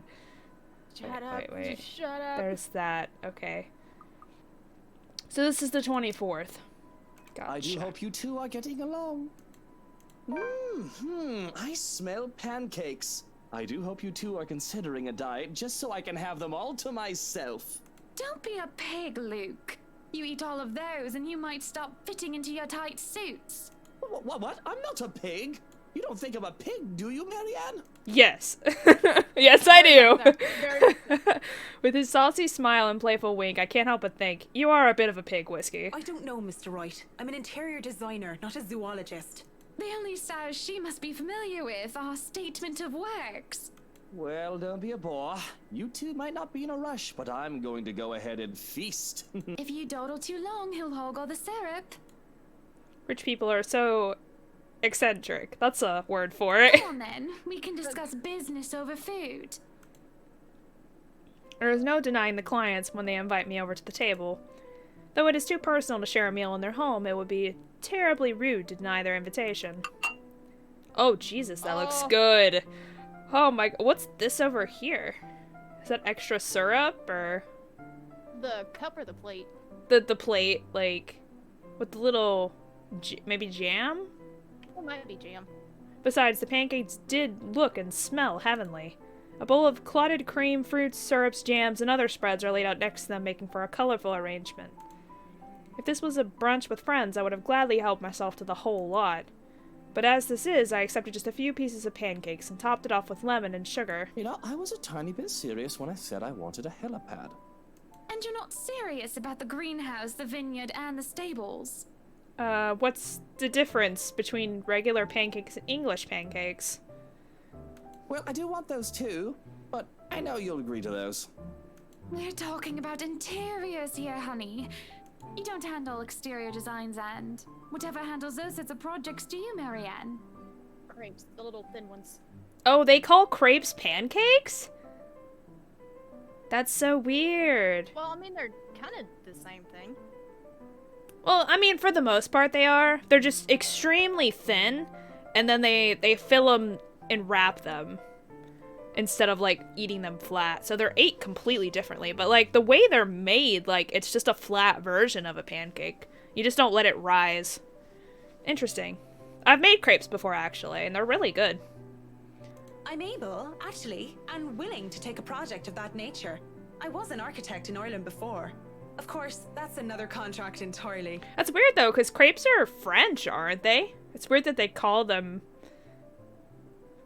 something else. I don't know. I also suggest we finish the house itself before working on any additions to the rest of the property. There won't be any problems about ownership this time, will there? Pardon if I'm crossing a line, but the acquisition was rather quick. Oh, don't you worry. We've got everything sorted this time around. I've talked to Miss Cooper and Mr. John from BRC, as well as the old owners. Everything has been paid in full, and all we're waiting for is the paperwork from the land registry. They're letting us move in as soon as we please. It's not like they were living there in the first place. That's good to hear. The problems that could arise from renovating another person's home would be... well, let's not dwell on it. First off, we'll want to know how you want the place to look. It's pretty furnished as is, but I understand if you want to modernize the whole thing. Actually, I'd prefer to keep the place looking as it is, but at the same time, I want modern appliances. You worked on the Ludgate's Christchurch summer residence. I do remember there being an oven I thought was a simple drawer before. Make them look vintage, antique, blend in with the rest of the decor. Customize appliances then. I can't find someone for that, and if you can't tell me what you specifically want, it'll hasten up the process. We're talking about electronic appliance manufacturers. If you have a preferred brand to work with. Splendid! So, what is next on our agenda? All the other interior designers we've hired in the past did not have us this involved. I stop. What sort of half-baked designer did that? If I knew who they were, I would have words. This isn't the time or place for it, however. Instead, I use this brief pause to pull out the floor plans I brought with me. We'll have to figure out what you want to do with the rooms. Here, we can have a quick run through. What is that little room next to the master's bedroom? Oh, as far as I could tell when I saw it, it's a second bedroom of sorts. The master's bedroom. Where is that? First Right here. floor. So right here. Yeah. Used, apparently, for the ladies in waiting who has served Lady Charlotte Ermengarde. Which is strange, as that isn't the norm for these sorts of houses. Well, we're not stuffing Johans in there. He won't fit. You don't suppose we could turn it into a walk-in closet and a dressing room? I love fashion, but do we really need to turn an entire room into a walk-in closet, dear? We'll have large closets and a wardrobe in the bedroom. This is where I would already. say library or gaming room. That's what I would turn it into. Which I don't think they have a library. They have a gallery. They have a study room, which I guess would have books in it? Maybe? But for me, I would want a whole room to be a library. Like, books everywhere. And we can turn the theater room into a big-ass game room. Just have Yes! Oh my god, could you imagine walking into a theater, like a movie theater, and it being a gaming room? That would be fantastic. The biggest screen you could ever have. I want one now. I know, right? I actually used to know someone back when I used to go to church. Like, we went over to their house. Their house was so big, and they had a huge theater, like home-in theater. Almost as big as a theater you'd find, like, in actual, you know, movie theater. It was ridiculous. I was like, this is the best thing ever. Oh my god. And they had like a pool and everything. I was like, oh my god. Please tell me you keep in contact with them. No. No. Damn it. I know, right? That would be fantastic, though. One of these days, when we're rich, we're gonna make a mansion and have a gaming room that's a theater. Says the one who Life takes goals. 3/5 of our closet. Well, what do you suggest we do with it? I thought a utility room of some sort would be nice. A craft room where I can do fun things. A craft room? Yeah. Or maybe a children's room might be nice. You know, for when Kylie comes over. Or if Rochelle visits once she's had a baby. Or when, you know, she gets pregnant. One, you are not inviting that witch. I know. She's already And two, pregnant, isn't there's she? a whole mansion for Kylie to play in. Wait, how far was she along? Do you remember? I don't think very far. Like maybe a I was thinking months. a month or so. Yeah. I don't know when she says that. Hang on. Because I don't think you start showing until like after month 4 or 5. It was towards the end of. It was like the 28th. 9th, You think? 8th. Yeah. Yeah. Rochelle's Hannah banned her from. She was then seen. Husband all the But I way. don't The think it 29th, maybe, says. when they talked about it. Confronted Luke during. He confessed he slept with Rochelle. Warned him that she's 3 months pregnant. Okay, so she is definitely 100% pregnant here. Okay. So Yeah, she's she's just not showing yet. yeah, okay. We don't need a children's room, and you don't even do arts and crafts. We do need a children's room. You just You're are gonna have, too you're gonna have twins. you're too freaking dense. I'd like to turn the guest's room and the study into my personal office, by the way, if you don't mind. You can turn it into a personal office if I can have my utility room. It's just the one room of the many. I'm taking that room for myself, no matter what you say, dearie. So you might as well take this I mean, deal. there's other quarters You're always out over doing business over anyway. here. But where is Johans gonna live? Like where do they put him? I guess in the quarters down by the gallery? Probably. That's the other one I was just mentioning. But there's like, I don't know. Unless they step him in the basement. Stuff him in the basement? Not Johans. The real problem is the theater. Whatever are we going to do with all that space? Turn it into a movie theater. Oh, keep it. Fine, we could turn it into our own personal Yes. cinema, I suppose. Might as well have it, if you plan on not having a telly in the parlor. Yes, well, I don't want guests to be glued to the telly when they come over for a meal and some tea. By the looks of things, we can keep the rooms as what they are on the ground floor, though. The ballroom would be perfect for parties. Do we really need a dining hall, though? I don't suppose we can't convert it into a garage. What for? Garage. Garage. You can park your cars outside.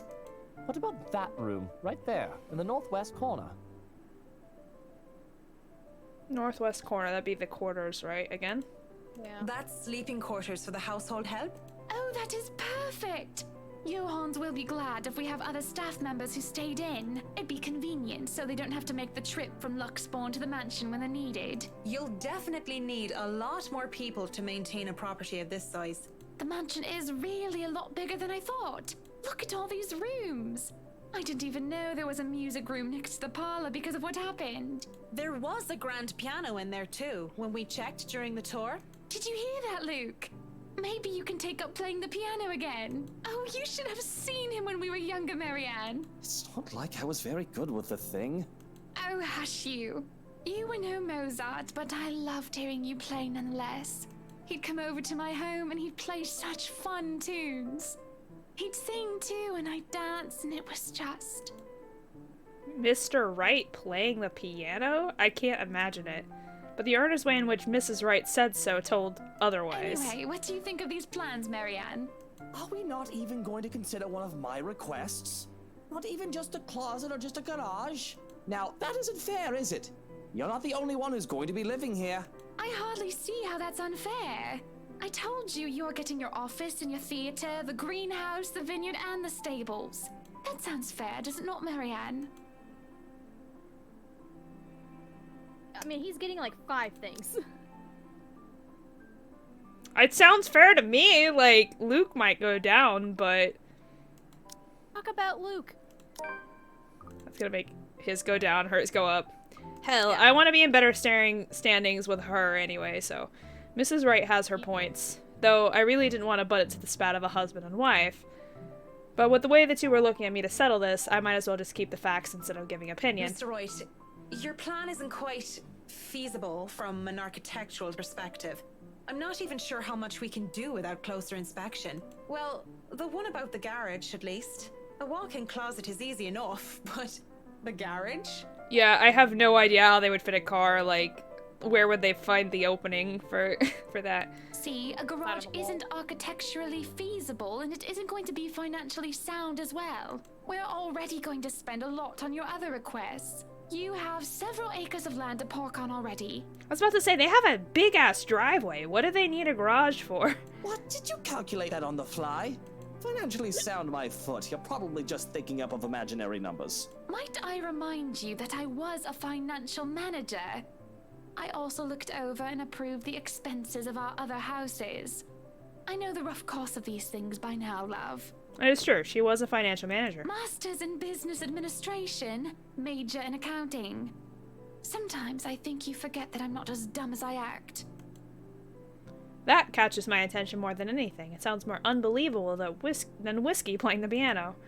She really didn't seem like the type. Business administration and accounting? What university? Luxspawn U, of course. Go Lux Dragons. Red and gold.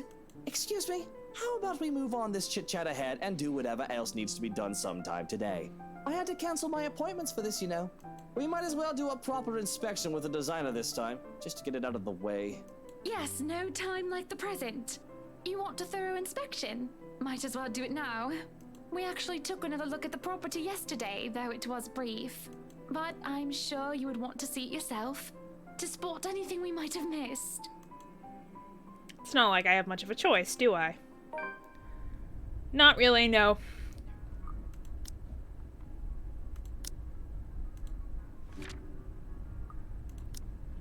Riding to the Ermengarde mansion in their rice is an awkward affair. Not only am I worried about scuffing the expensive leather seats, but I'm also worried about getting in the middle of another couple's spat. The tension thick in the air, I can feel them starting about each other any time. Nobody is saying anything. Up until Mr. Wright tells his valet to turn the damn radio off. For a moment, I think that he might start, but instead he just stays quiet, and so do the rest of us. In the end, the sufferable silence stays. Why would you turn the radio off and not say anything? That's terrible. That's a terrible idea. An asshole. I have never been so glad to see a house. Oh, you're not gonna be glad for after a while. Stepping out of the car and up to the mansion meant the end of an uncomfortable ride, and I could finally take a deep breath of fresh air. The beauty of the place never fails to make me gaze in wonder every time I see it as well. Along with the paper bags that are being... All the leaves in it. Mrs. Wright moves toward the front door, keys in hand, and I can already hear Mr. Wright plotting. Alright, Johans, we're going to go in, but I want you to look around the place. Familiarize yourself with it. Know every nook and cranny, every inch of the lot. Go and see where we can put that vineyard and the other things we talked about. I don't think you could put a vineyard inside. We'll want to know The where whole to property. station security as well, so go around the perimeter and figure it out. Scout the property and circle the perimeter on foot. You do know this is 46 acres of land, sir. Well, you are not driving a car over the grass. Put those long, spidery legs of yours to good use. I didn't hire you to stand around and look intimidating. They need, like, golf carts or something. Go, Yeah. mush. Someday, I'd like to ask how Johans can even stand and tolerate the man. Why doesn't he just quit? Certainly the pay can't be that good. Even I'm a bit put off. Yeah, even I'm a bit put off by our mutual employer, and the only thing that keeps me from bailing is the fact that we've already signed a contract. At least I'll be working with him during the duration of the project. He works with them every day. Sometimes I think you hired me to make me suffer for your amusement. Someday, I'd ask. I feel a bit bad for him. If it's any consolation, he'll be away from Mr. Wright, if only for a little while. We're able to enter the mansion after a bit of standing out there in the sun. This wretched, strange sunlight that is far too alien and rare. There had been a bit of a problem with the missus not knowing which key was which. I bet there's a lot of keys. That's a lot of doors. The first item on the agenda would be the grand staircase. It seemed sturdy during the open house, but a closer inspection might say otherwise. There are no obvious marks of damage nor wear and tear, probably rethreaded through renovations. Peeking under the grand carpet, the wood is properly installed with the bark placed down to prevent cupping. The carpet itself could be used a vacuum, though. Structural conditions, from what I can see without actually dismantling the thing, look to be in good shape, and the handrails and support posts are firm. The work on it should be commended. I can't look much more into the rest of the foyer, however, because Mr. Wright starts to hurry us into checking the dining hall. So, what do you think? Certainly we can't turn this area into a garage. It's Jacobean architecture. I'd say these would be pilasters and not buttresses, but you never really know. They really liked mixing up these elements. You could say it was pretty avant-garde at the time. We might hit a support beam if we're not careful. And in layman's terms? From what I see here, we could risk great damage to the house if we try to turn the dining hall into a garage. The man didn't look too pleased at this. There's a look of disappointment before he sighs and looks around the place with an air of defeat. When he moves to speak, I dread another unreasonable demand. Again. This will stay a dining hall then. But if I may have another request instead, at least spruce the place up with some flowers, some plants or something. It feels so old and dead in here. That's hardly unreasonable. Daffodils are a must, I presume. Look that passes between the two of them. There is a genuine look of fondness there. This is the first time I've seen such an exchange between the two of them. If anyone are to see them like this, there is little doubt that they loved each other. Of course. And I want a garden full of them. Now, if you excuse me, I'd like to look at the rest of the house. I'll just be around here downstairs, if anybody needs me. That leaves Mrs. Wright and I. He's quite fond of them, you know. I can imagine. He looked terribly upset when we told him he can't have his garage. I meant the daffodils. We always have a vase full of them in every house we own. Somewhere, I'd like to think. They may be about his mother. Maybe he does have a sick mother. He never talks about her. I don't even know her name. He likes to flatter, claim that they remind him of me, but he's always loved the flowers, even before we married. Interesting. Are you gonna make me, like, feel bad for him? Because I freaking hate him. God damn it. They're gonna try. Much like the piano, I didn't take him for a person who liked flowers. Well, on the same respect, though, like, I can understand why someone could turn into an asshole, but, like, there's a certain point where, like, you have to choose, you know, to not be an asshole. So his actions, like, you can't blame his past for what he's doing now. That's my spiel. Daffodils, least of all. He just chooses to be an asshole the whole entire time. Yeah, that's the thing. Like, even if something happened to him in the past, like, he's choosing to be this way. So that's his fault for being like that. What's next? Am I going to find out that Mr. Rice saves kittens from burning buildings? I'll go and snoop about upstairs. You go and do whatever it is that you have to do. When she goes without even asking if I need her here, I'm left standing to stare at the walls. Really, I don't need to do a thorough inspection of the building itself. It isn't really part of an interior designer's job. But the architect in me is committed to doing this task with every project. If I'm going to make a living space that have both form and function, I might as well make sure that the entirety of it is safe for my clients. Since I'm already here, I roam around the dining hall to check things off my punch list, if you will. But when it's time to move on, I hesitate. Mr. Wright said he would be somewhere around here on the ground floor, and I really didn't want to be alone with Whiskey. I have to look through the place eventually, sure, but on the other hand, I can do it later when he's gone. I can go upstairs first if I want to.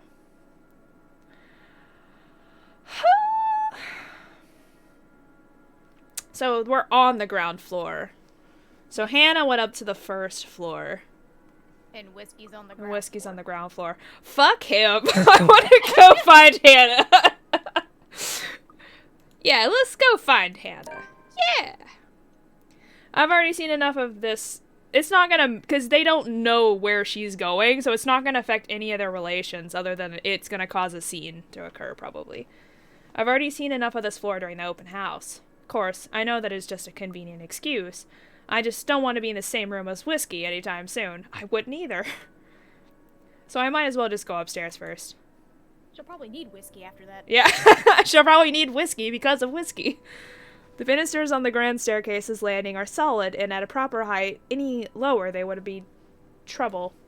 There's a small catch on the carpet, though, but as long as nobody tries to run down the stairs until it gets fixed, things should be alright. And the stained glass? Art. Restored, no doubt, in the image of the last lady and the Lord of Ermengarde. It was supposed to be, until Lady Charlotte's fiancé was brutally murdered. By a witch of all things, from what I've read. You'd think the historians of this place would be a lot more scrutinizing, filtering out stuff like that. I'm amazed they bothered with it, instead of replacing it with some generic cookie-cutter design. This entire piece alone would have cost roughly 500, even £1 million. Lady Charlotte Ermengarde and her beloved. Looking at the mosaic, it's not too far of a stretch of the imagination to believe that the depicted images could be Mr. and Mrs. Wright. There's a reason for that! I just don't know exactly what it is yet. It can be easily assumed as such if one doesn't know the history of the mansion. Really, a place like this should be protected by the government as a landmark. But what can I do about it? Walking into the east wing, I try to go into the theater, but is met with an obstacle. The obstacle that is locked doors. Where are the keys? Hannah, where are the keys? 2 doors, too, and both of them are locked. I'd be frustrated, would be, if I already hadn't snuck off while the Wrights were having their little business meeting with Miss Cooper before to take a peek. With what Mr. Wright wanted, we'd have to install a powerful projector and type they use in cinemas and a projection screen. The seats would have to be reupholstered and if they're to be any comfortable, and the walls will have to be covered in dark material, paint, wallpaper, or install wall-to-wall carpeting. Really, all of the rooms I could be jealous of. It's this one. I could just picture myself in there, watching old kung fu flicks on a weekend-long marathon. Or all 15 seasons of Supernatural, for me. Makes me wonder what kind of movies Mrs. Wright would like. Rom-coms, perhaps? Her husband, on the other hand, I'd rather not think about it. In the middle of my notation and planning, I didn't even realize that I'm not alone, till I'm caught standing in front of a locked door like a fool. Were you meaning to go in there? I'm afraid we won't be able to open it up today. Oh well, I wanted to, but it's fine. I can still survey the rest of the place. Apologies, but a key was missing when they were handed over. They told us that they'd get right back to us with it. What? But aren't they supposed to hand over all the keys once property changes hands? That can be grounds to file a complaint. They were already kind enough to let us move in so early. There's no need to raise a fuss about it. Worst comes to worst, we can call for a locksmith. The air is heavy and somber when she grows quiet and glances out the window, out towards the vast expanse that surrounded what would be their house. Their home. Then she looks back at me with a sigh and a bitter smile. Flowers. Yellow flowers. Daffodils, dandelions, and sunflowers and the sort all up front. Just a whole garden of them. They'll make the house look lovely, won't they?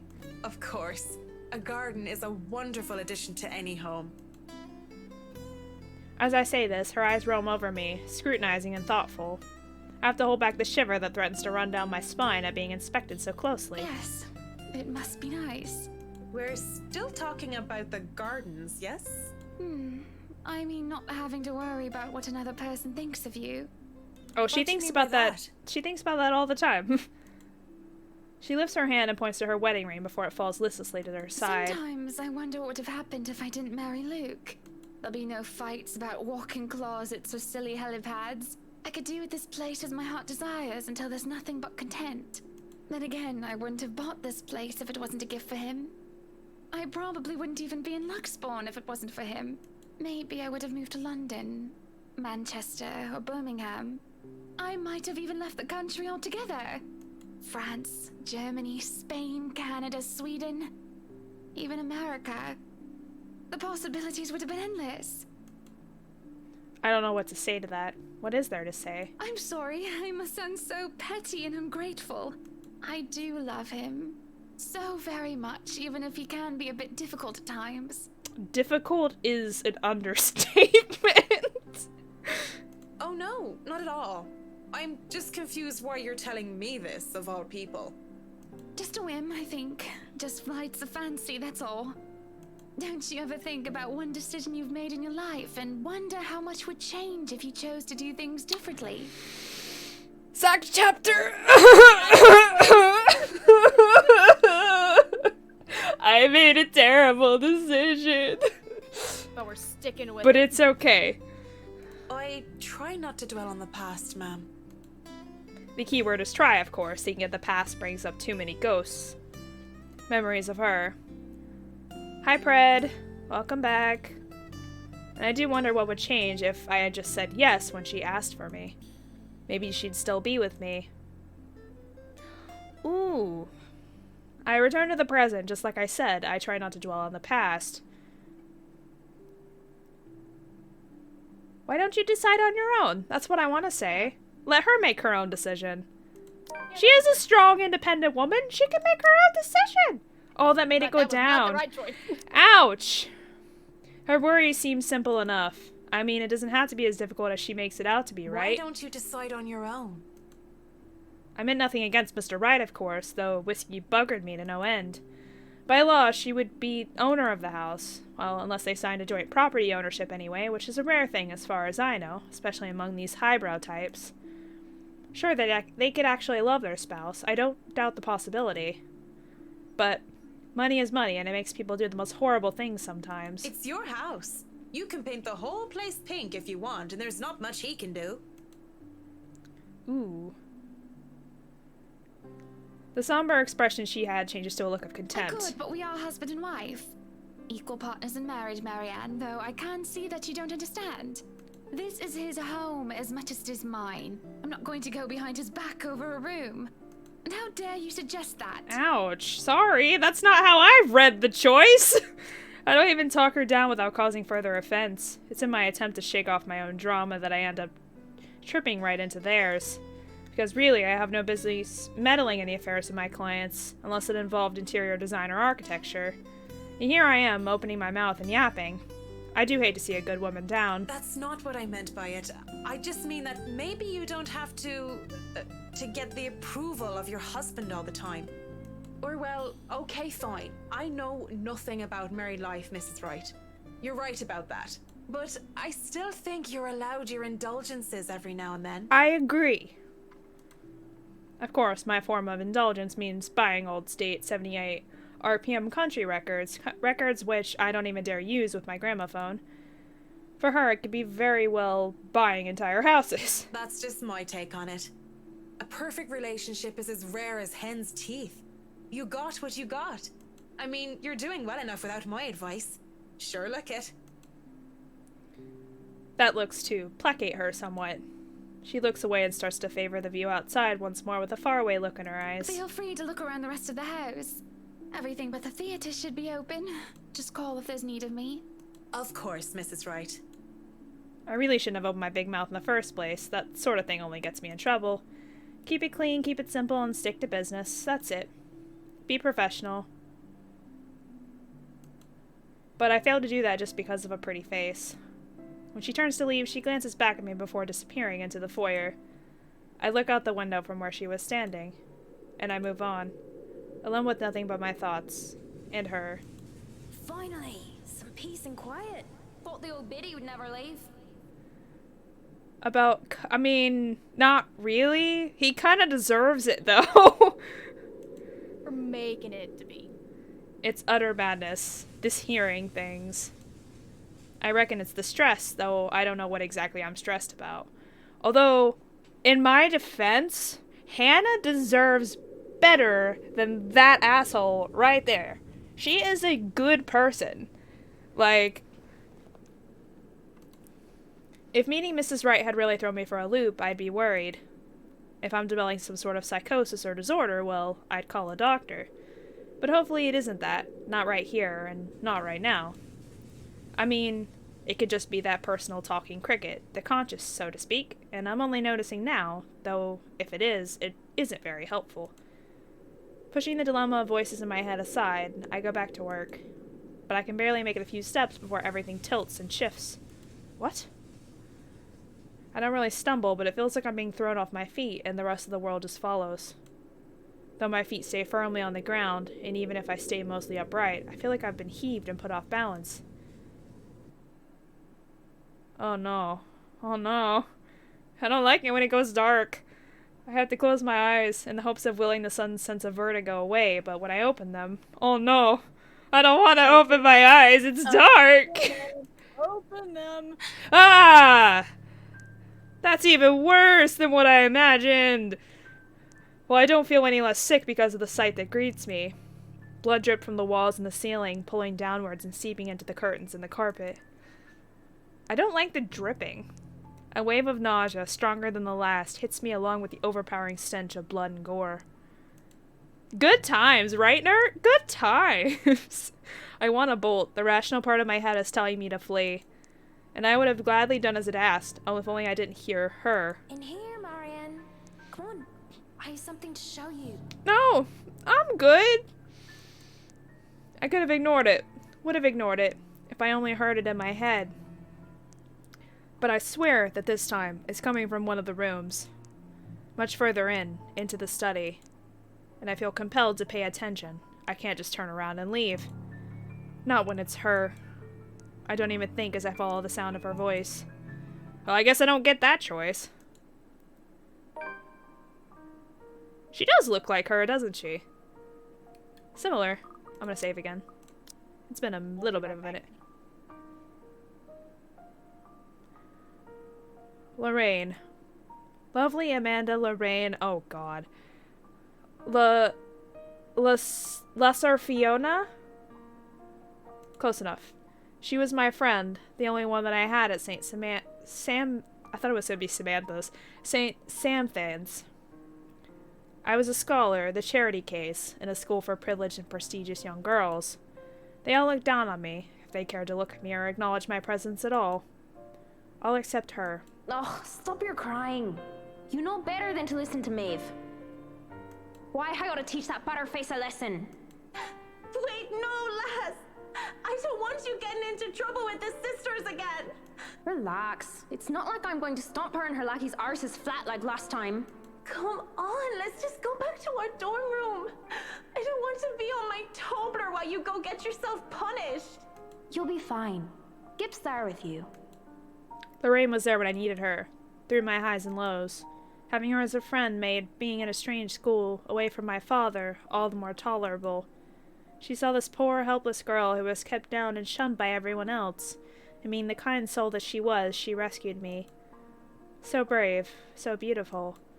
She was something else. I'll eat all the chocolates stashed away in your closet if you go. I can get more. Just don't go complaining to me if you get a tummy ache because of that. Well, you don't want to get detention on a weekend, do you? It's a Friday. We can go to town and have some karaoke. And we can have a go at druids and demons again. You're not going to miss that just because of Maeve, are you? Sometimes I question what I did to deserve a friend like her. In the darkest corners of my mind, where traitorous thoughts lurked, I thought that she only felt sorry for me. Maybe she was just being a good Samaritan, offering a helping hand. Perhaps I had been too selfish to return the favor. You have a point. I'll just kick her arse on Monday then. That's not what I mean! I know what you mean, Em. Wait, where are you going? You just told me you wouldn't cause trouble. I still have something to do. Don't worry, it's not like I'm going to burn down her dorm room or something criminal like that. I'm just going to talk to her. Maybe I'll make it so that her room smells like a dog's air biscuit. That'll make it an excellent weekend. I'll see you in a bit, Marianne. Lots of tumblers. Because when she told me that she loved me, I couldn't admit that I felt the same way. Not to her, and not even to myself. I was wrong. I was taught that way. Husband and wife, one man and woman. Unclean and pure. I prayed for her and I, for our sins and for salvation. I wanted to apologize for disregarding her feelings so callously. It must have been like a slap to the face for her. But life had gotten in the way. Exams, which were trivial in hindsight now, took top priority. I had to keep my grades up to keep my scholarship. For my father. I told myself I would apologize to her when those were over, that I needed to focus first and not let anything distract me. It had been easy when she avoided me like the plague. She was upset. I get that. Ew. And still covered in blood. That's even worse than the hallway. I thought that I had the time to make things right, but... At 7 in the morning, students found a 5th-year dead. Assumed to have fallen from her dormitory window. They told us that it was an accident. That was the official statement. No. She did. Oh, did she commit suicide? But I knew better. Told her. She was dead because of me. Maeve had a hoot and I kicked the bucket, didn't she? Ding dong, the witch is dead! She had, though she didn't say which, Lorraine. But at least Maeve had the courage to admit how she felt about me. I don't even know how long I've been stuck here in a trance. In the mirror, Lorraine smiles at me. She's as beautiful as I remember her. But then... Oh, Jesus! I feel bile rise up my throat as her clean image warps into how she looked like when they found her dead, lying on the cool, hard ground. So this has, like, nothing to do with the house. This is all about Marianne's... trauma. Good Saint Difna, great wonder worker in every affliction of body and mind, help me. I'm seeing things, hearing things. Am I going completely insane? Looking everywhere but at her, I hope and pray that it's enough to will whatever this is to go away. It doesn't even immediately register in my head that I can just leave. You, on the other hand, can't even look me in the eye. This isn't real. You're not. You're dead! I'm dead. Because of you. And you won't even look at me. Look at me. My breathing quickens, and I can feel my heart being torn apart by her words. I'm so sorry, Lorraine. Look at me! I can't take it because she's right. It was my fault. The least I can do is look at what I've done. Lorraine, broken and bleeding, looks at me with such hate-filled eyes. An unnatural smile stretches across her face, and I can only see malice in it. Oh, shit! And she lunges as the mirror ripples around her forearm, the glass parting like the water's surface for her. She grips my shoulders, and I can feel her nails dig deep, sharp enough through the fabric of my clothes. There you are. What do I do? What do I do? Oh, wait, what? 80. Oh my god. Oh my god. Apologies spilled through my lips as tears cloud my vision. But I won't give in to this madness. With every bit of strength I have left, I struggle to get away from her. Fear grips and threatens to choke me. I endure. I escape. and without turning back, I stumble back out. In my panic, I don't even know where to think. I don't even care to look where I'm going. Or read the words properly on the screen. With one hand on the wall to steady me, I just hobble as fast as I can away from the study. Away from the mirror. Freedom is bittersweet. I'm free from the madness, it seems, as running out to the hallway reveals it to be in pristine condition. But it means I've turned my back on the rain. Again. I have no plans of stopping. Not until I know I'm safe. And if that means walking back to Luxmorn, as ridiculous as the idea is, then so be it. It's also nighttime now. So that's been a long time they've been here. For a while. Someone suddenly grabs a hold of me, however. Fingers digging deep into my shoulder, and my heart nearly stops. My body seizes and I nearly scream. Marianne, you look awful. I mean, not awful, but did something happen? Are you alright? Mrs. Wright, I... Oh. Without thinking, I sought comfort, seeing that it wasn't her. It's a sudden impulsive thing to do, and had I been in a better condition, I wouldn't even dare of doing such a thing. But I didn't know what else to do. Though I know I shouldn't, her warmth, her scent, they grounded me. She is intoxicating. Marianne, what's going on? And I love how Marianne's so much taller than her, but she goes for the bosom. Like, Yeah, her face is 100%. No questions asked. Oh, you're shaking like a leaf. Tremors run through my body as soon as my mind realized I am no longer in danger.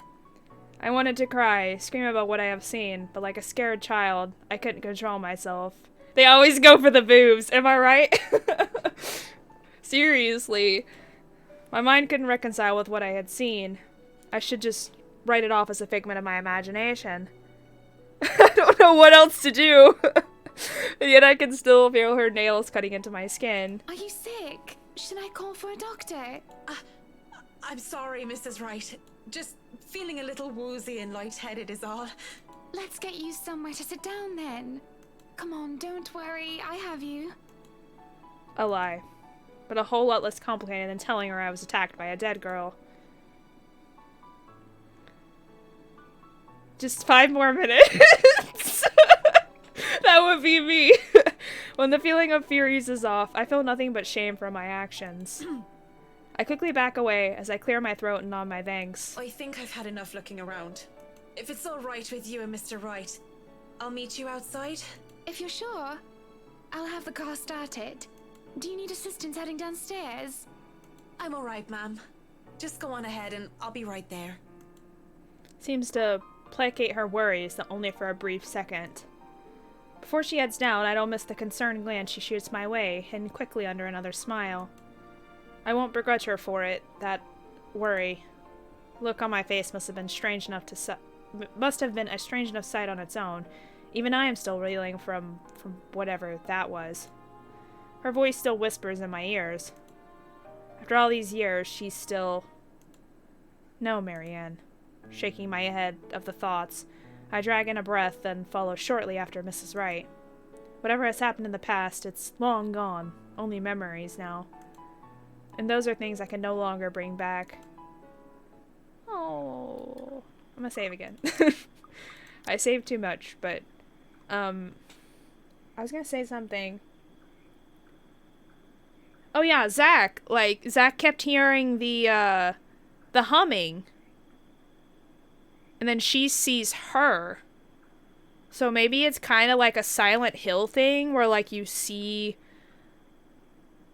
things from your past. It kind of, like, brings up your nightmares. But Zach didn't physically bring out... Yeah. It didn't bring out... He just heard the humming. He just heard it. And it didn't seem to do anything with Hannah and Isabella either from their, like, past. So I'm wondering, like, why it's this way with her and she doesn't see the lady. Maybe because she has so much trauma already, the lady has just morphed into her. Possibly. But then why wouldn't Zach see, like, you know, his mom after the accident, you know? Like, in her image. If that was the case. Yeah, because he just saw what the other two saw. Right, right. That's why I'm confused about. But I'm sure it makes sense. I'm just speculating. It's already dark as we make our way out of the mansion.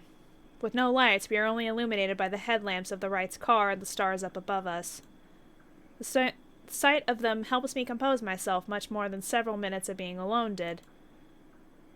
The car's engine is running, yet the two still stand out on the lawn.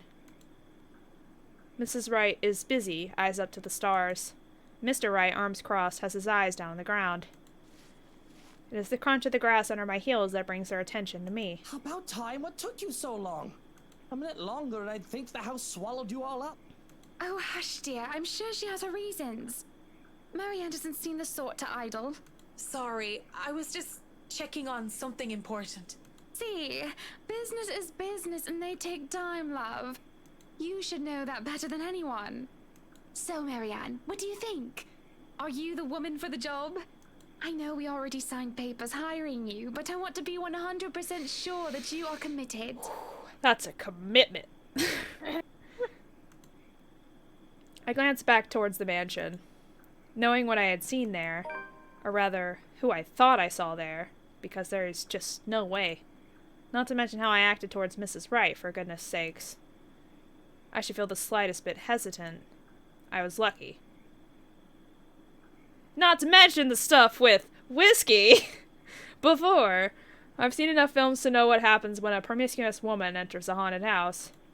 This is my chance to turn it down, make excuses, say that I'm not up to the task, that I need to take care of my old sick father. Just pay the fine, which is probably outrageous for a contract like this, and let it go. I should turn it down. But for some obstinate reason, I can't.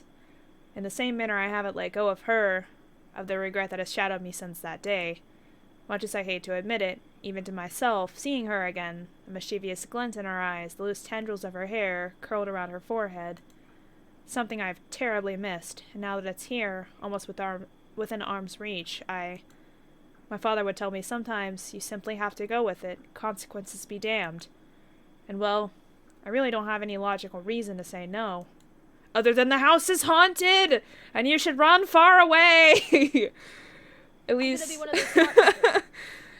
not something a client like the Wrights would want to hear from a professional designer. It's certainly an interesting project. You can be sure I'm seeing it through the end. Such dedication! Oh, I do love the determination. You were always determined like that, weren't you? Hearing her voice once again sent a chill running down my back. I can't wait for this day to be over. Oh boy. Okay, so that was the 24th still. That was a long day. Whew. Longest Monday ever. Right? Of course it was Monday. Why would it not be Monday? From the mansion and through Anslem, I rode with them in silence. But hear me out. Dead girlfriend visions. I can see her again, though. And boobs. And Hannah's boobs. That's another one. Big priorities. Priorities. Oh, damn. In short, cute blonde girls. Sign me up. One dead, one alive. Sign me up. Priorities. 100% priorities. Alright. But as soon as we hit city proper, I asked to be dropped off and bid them good night. I thought it'd be best if I didn't stay too long in confined spaces with either Mrs. or Mr. Wright, but both seemed to cause me serious trouble, and if this project had been any less interesting or grand, I would have dropped it without a second thought. Would have, shouldn't have, won't. I assure them that my place isn't that far off, and I have to fight off the urge to roll my eyes and groan when Whiskey throws me a little smirk. He knows where she lives, so... But even in my own home, peace is elusive, as is sleep. I lie awake, thinking of what I saw in that mansion, of who I saw. If I so much as hear a single whisper from her, if I so much as see a wisp of her hair, I'm afraid I'll go mad. But none of that happens. It makes me feel Hollow. For 2 nights I've had trouble sleeping, but it's only one more morning, when fatigue has already let me rest, that I'm reminded of what terrifies me so.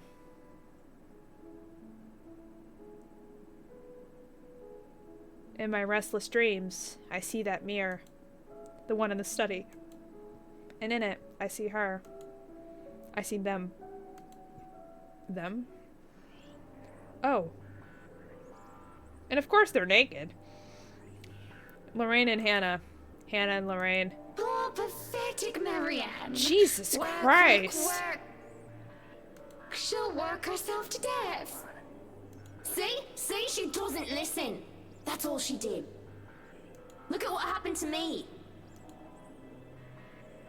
They talk amongst themselves with cruel smiles and venomous tongues. Or rather, to themselves, 2 heads, 1 body. A horrible mockery of these women, as they were the one and the same. More's the pity. Life goes on and goes out, and she doesn't even see it. Do you think she'll even realize when she's kicked the bucket herself? When they say a person has a hard time telling when they're in a dream, it was true often enough.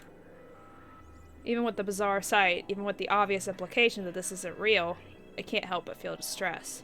Likely. Is that any way to live at all? She might as well be dead. Cruel fate that she's alive and I'm... well...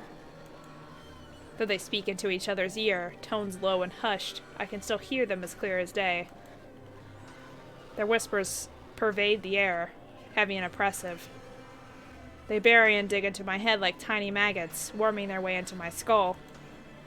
It is only then that they take notice of my presence. Oh, you can just go back to talking to yourself. Don't mind me. Eyes turn towards me and I can only feel small under their scrutiny. Caricature smiles etch on their faces, mimicking each other grotesquely. Oh, Marianne! How long have you been standing there, dearie? Little bit. Come join us, Marianne. We won't bite. I doubt that. Unless you ask, that is. Have you been looking at us? Spying? How scandalous. Such a naughty girl. I'm sure you were just waiting for something lewd to happen, weren't you? You know she will not admit it. She thinks it wrong. You've said it so yourself. Yes. She thought me wrong, impure, abnormal, because I loved her. Oh, Jesus. My breath hitches and I open my mouth to protest, but they stop me, screeching. The mirror that holds them cracks, lines spidering across its surface. Do not lie. We know the gluttonous thoughts you try to deny, girl. I hate that. You bury beneath that sickening guilt. I hate that. You act the martyr when you turn the bed you lie in into your own hedonistic hell. You are nothing but a tainted soul with filth-stained flesh held together by falsehood and pride. They look livid. When it looks like they would lunge. Jesus Christ. I hate that. Ugh. I wake, feeling like the wind had been knocked out of me. With a groan, I squint and find a certain fluff ball sitting on my chest, looking as pleased as Punch. We haven't seen anything about the cat, like, since the scene with Isabella, and we made fun of it as Isabella, not realizing. She is the overlady of the cats, queen of despair and destruction of nice furniture. Though I can't stay mad at Her Majesty because it feels like she did something good this time. I was having a nightmare, but I can't even remember what it was about. You don't want to remember. It was not very pleasant. Trying to recall leaves a terrible pit in my stomach. Maybe But it's... the 2 naked girls, though. But they were demented! Like, I don't care if they are naked. I don't want to see that again. Maybe it's probably better that I don't remember. Good morning, Baruthio. Who's a good kitty? Are you hungry? Is that why you woke me up? That's normally a kitty thing to do, yes. Meow. Oh. A content purr comes from my sweet dear before she jumps off the bed and trots toward the kitchen. On the other hand, it takes me a bit more before I roll out of bed and start my day. Mornings before work is always a quiet affair. Shower first, then a mug of coffee and a bowl of oats. Sometimes I do stretches, and I always check my work email. The Wrights will be moving to the mansion today. Good luck with that! I don't think the paperwork is officially done yet, but it isn't too far-fetched to think they were allowed to start their move despite that. Rich people like them will always find ways to get what they want, after all. I'll be leaving you again today, Beth. So you behave and make sure not to shred up my new covers, okay? That's an actual game? What game is it? What is that? I've never seen that before. And don't worry, I didn't forget tomorrow is Black Cat Day, so I'll throw you a party. Oh, kitty party. Quantum Suicide. Is that on Steam? I'm gonna look at that. I actually did look that up because I was looking up the wallpaper on her computer, and it came out back in 2020. Wait, what? Yeah, I thought it was weird that they referenced it since this game came out 3 years before that Quantum. Did they make it in, like... It's not even the same company. Did another company make it, like... I don't know if they collabed in it or something. Like, because they saw that and they were like, that'd be a cool thing to make a game about? Maybe? Like, in... Because it's like they cross-advertise. Okay. Interesting.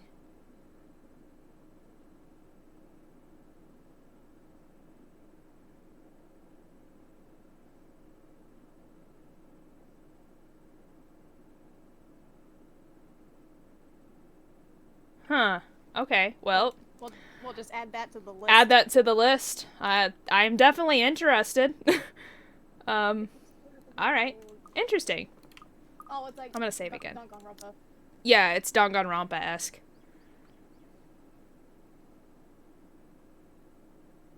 The Kickstarter for Perfect Gold says that? That's weird. Oh yeah, well that's Danganronpa in general. Like, you don't understand anything about what's going on until the very end, and then it just clicks in your brain, you're like, what the hell? I'm an idiot. Like, that makes so much sense now. But I'm kind of in the same state with this game, though. I'm still so confused, but... But only if you behave like a proper lady. She barely gives me a glance as I say that before going back to her own food. Like, whatever, Mom. Cats. Still better than humans, most of the time. I would agree. Too bad I have to work with humans. The place is already busy as soon as I get there. The foreman, one that I've recommended to the Wrights for his work ethic, is early as usual. Already he's instructing men here and there with the bigger loads.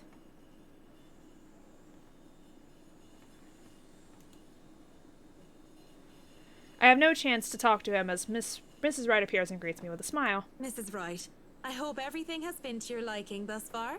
Good morning, Marianne. It has been delightful and these men have been very helpful. Look at all this. It's so busy here. I'm getting tired just looking at them go. No complications so far with the movers or the previous owners of the mansion, I hope? If anything, the only one being problematic is Luke, if I'm to be honest. He can be such a diva, but I do like that about him. She stops, looking at the upper landing where Mr. Wright comes through with two other movers in the mirror from the study. Oh, do be careful with that mirror. We wouldn't want anyone getting hurt because of broken glass. She's a masochist. A little bit. I don't know why she's still with him, to be honest. Why are you even having it carried around? Oh? You did say you didn't want the mirror, and I keep getting distracted by it. If I'm going to turn the study into my office, I'd rather not have it there. Well, I don't think it was all money, because she was, you know, an independent... Well, she was from money, too. So, like, it wasn't about the money. Like, she did actually, like him. But I feel like he's changed a lot since then. It seems like he has. Where can we put this? Well, you are not putting it in our room. Why don't you go, I don't know, put it in the wine cellar for now? We can figure out if we'll store it in the attic or somewhere else later, yes? You heard her, boys. To the cellar it goes. Mush! Oh, I don't want to see it. The movers bring down the mirror one step at a time, no matter how much the man tells them to hurry. An unsettling feeling grows in my stomach as I see our reflection in the bloody thing. And I look away, not wishing to risk anything. If I see Lorraine's image in the mirror now, I wouldn't know what I'd do. I don't have the luxury of privacy right now, and I am not going to break down in front of all these people. Oof. Oh, he's definitely, like, full of himself. That's 100% sure. But, you know, that doesn't mean he was always like that. I have to believe Hannah saw something in him. Like, a long time ago. Mrs. Wright only shakes her head and laughs at her husband's antics as they take the mirror out of there. He's back, and at it again soon enough, pointing the men here and there. I'd say he's the man with the plan, but it sort of interferes with the layout and design that we've agreed upon before. I'm about to point it out, but... It's better you let him realize his mistakes on his own, rather than tell him of them.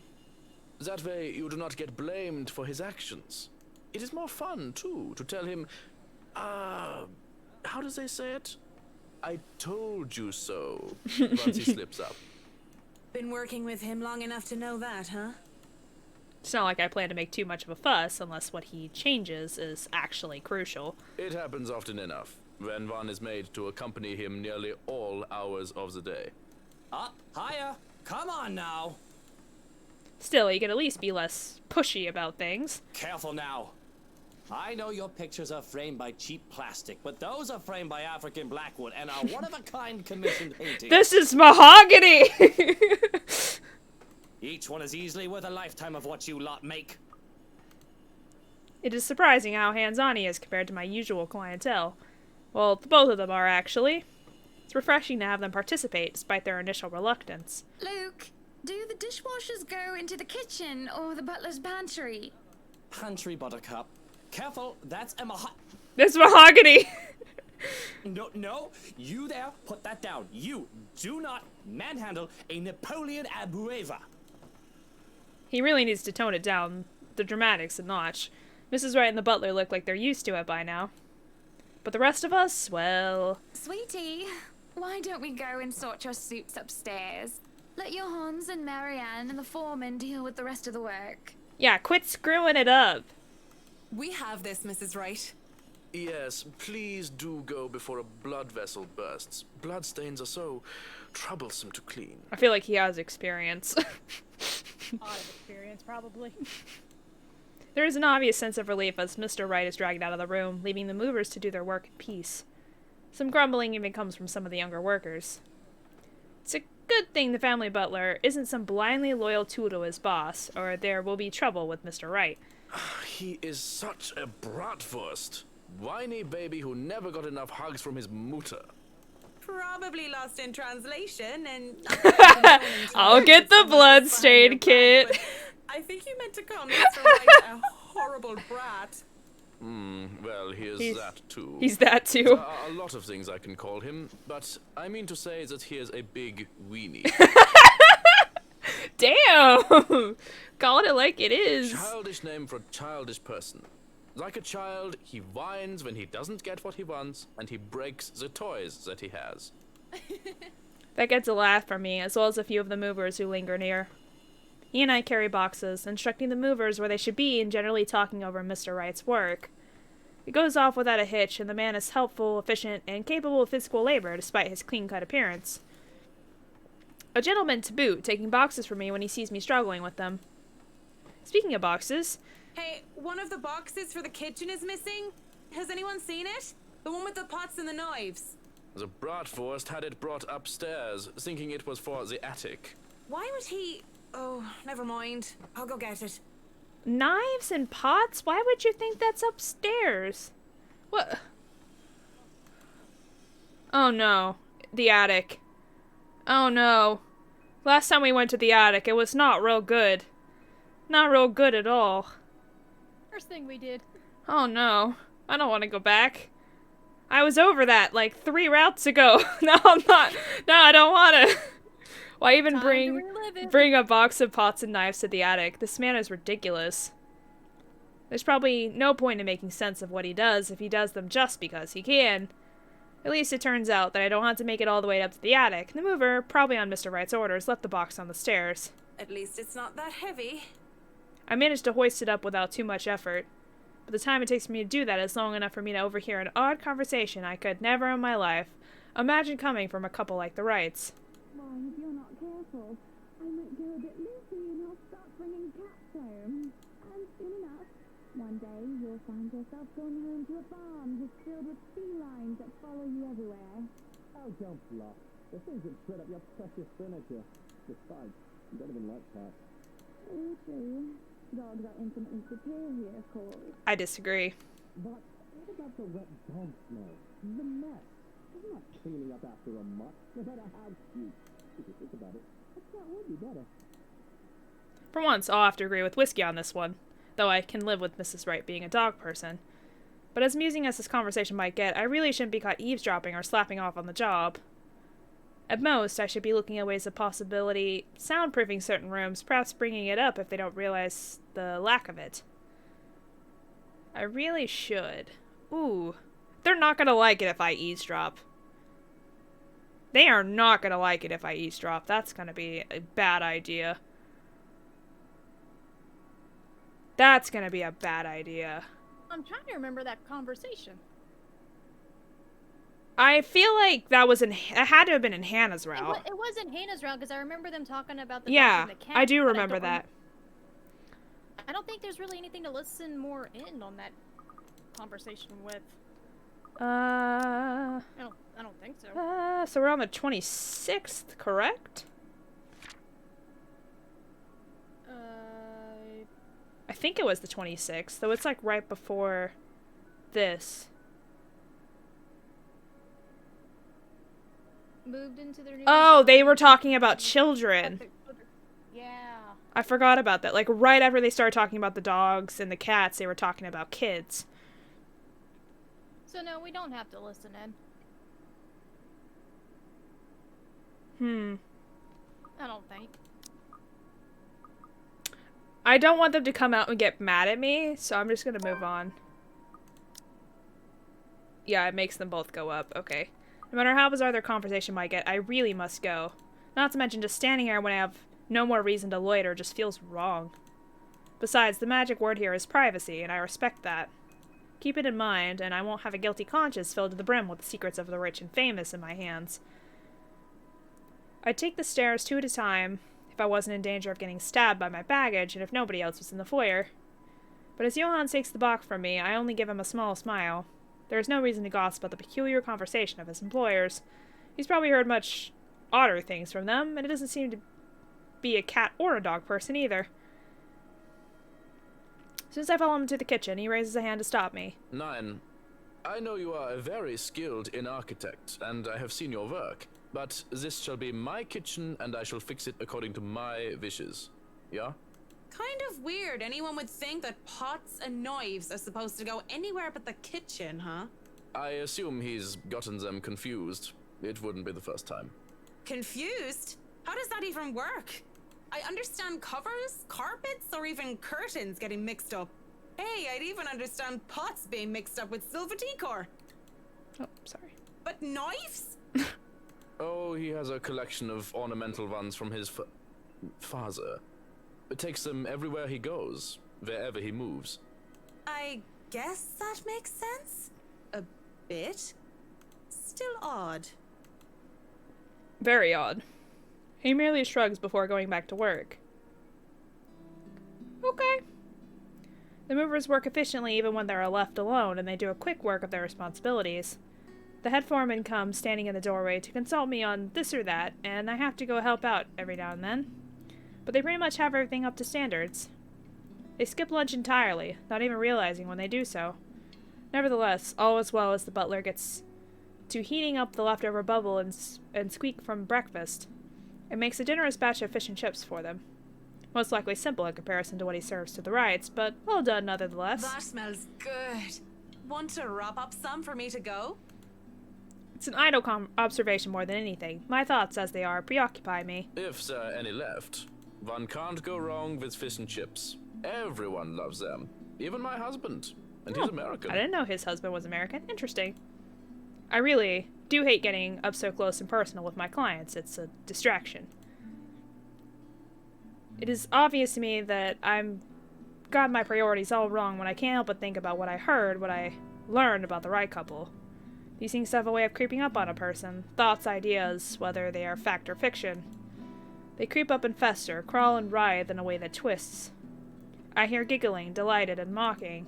They creep up, and the sensation of fingers ghosting briefly on my arm causes me to freeze and hiss. Don't! I half expect her to be there. Whoa, no need to scream bloody murder. It's just me. Quiet down before you break glass. But it's just whiskey. Don't do that again. Ever. I don't like being scared, though I don't believe in the likes of spooks. Being startled is not on the top list of things Marianne liked. Luckily for him, I have nothing within reach, or he would have gotten on friendly terms with something like a rolling pin. What was with that reaction? Were you really scared? Has Johann's been telling you ghost stories? He just loves to scare people. Isn't that right, Brother Gurium?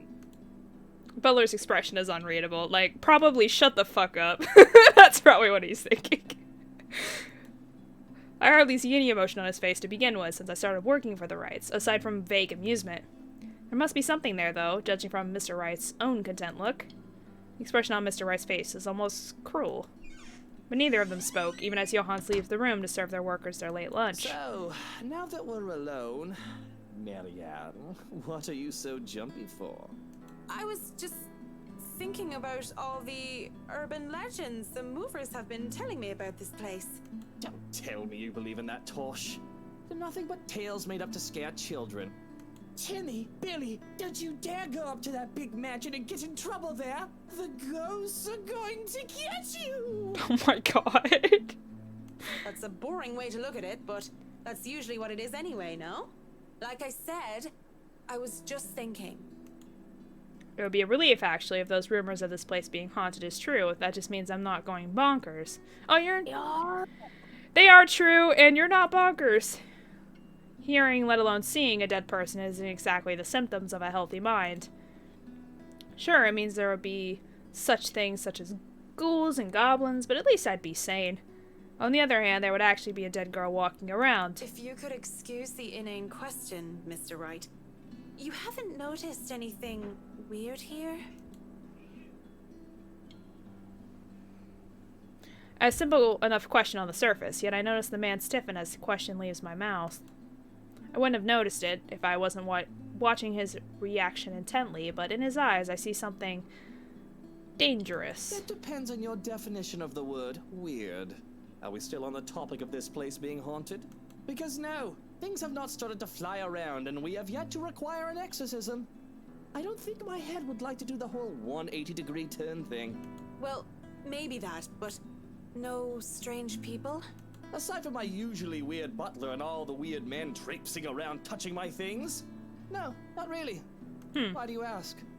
Have you noticed anyone strange while you were here? Because you must report it to Johann's and he'll have security handle it. I think he is security. But these reports better not be about ghosts and things that go bump in the night. I don't want to waste manpower on the boogeyman or senseless witch hunts. I'll keep that in mind, Mr. Wright. But no, it's nothing like that. I guess the mansion is just strange for me. It's a unique project. No strange men or women lurking about then? A dead teenager would technically qualify as strange. But yeah, the whole I see dead people thing isn't going to go over well. Not that I know of.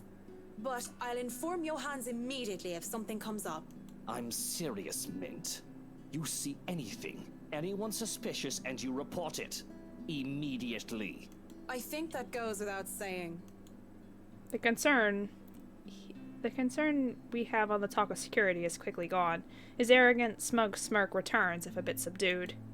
Whatever smarmy remark or innuendo he has at the ready never comes though, as voices from the dining hall ring out. So, is this a full-time job for you then?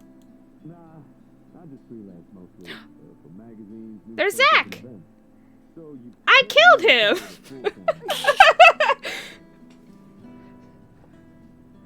At least I think I did. Don't know for sure yet. Yeah. When do you know at the end of the game? I think so. That would be the magazine photographer, I presume. As always, Mrs. Wright talks in such a kind and cheery fashion, no matter who she's talking with. Certainly puts people at ease around her. Sounds like it's working on the photographer, too. Hearing them, though, seems to put Mr. Wright in a sour mood. At least, if his small scowl is anything to go by. Is he jealous? Ooh. Is he jealous? Ooh. He might be. Ooh. He does have a heart, however tiny it may be. I don't really care if he's alright. Is that bad? But I don't know. It might actually make him mad if I ask, because he's like... I mean, our relationship with him is okay regardless. Want to keep a good relationship with him, or do we even care? I mean, I'd like it to be above the line, if possible. I'm not sure if that affects anything, like, choice-wise, but...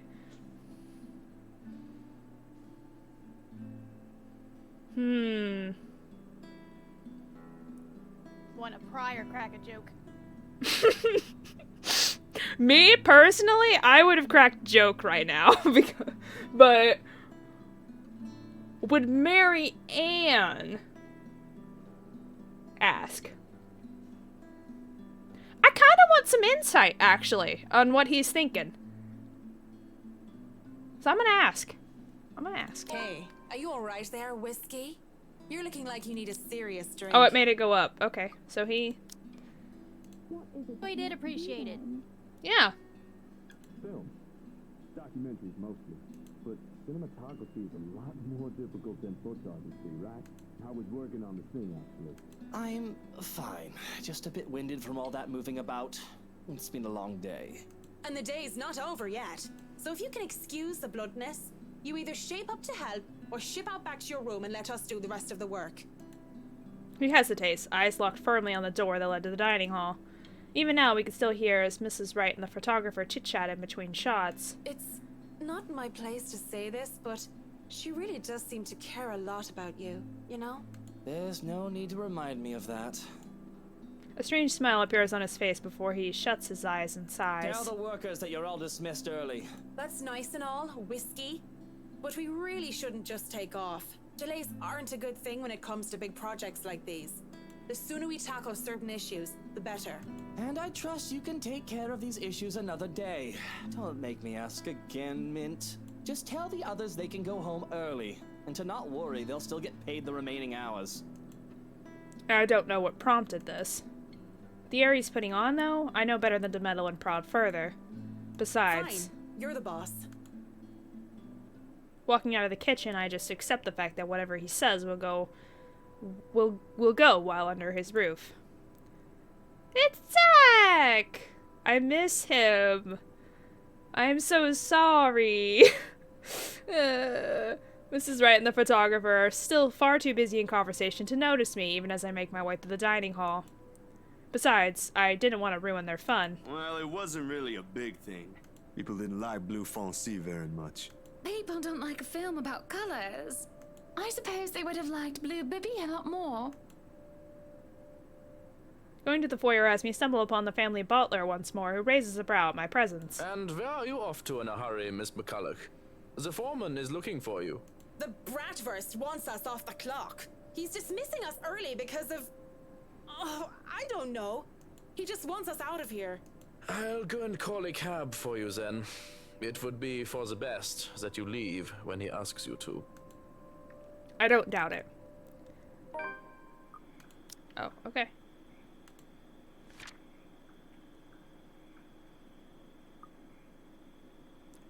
Okay.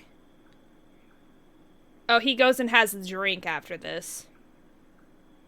And then they have their little tiff. So that's why he was jealous because of Zach, so he... Was drinking yeah, acid. so he drinks.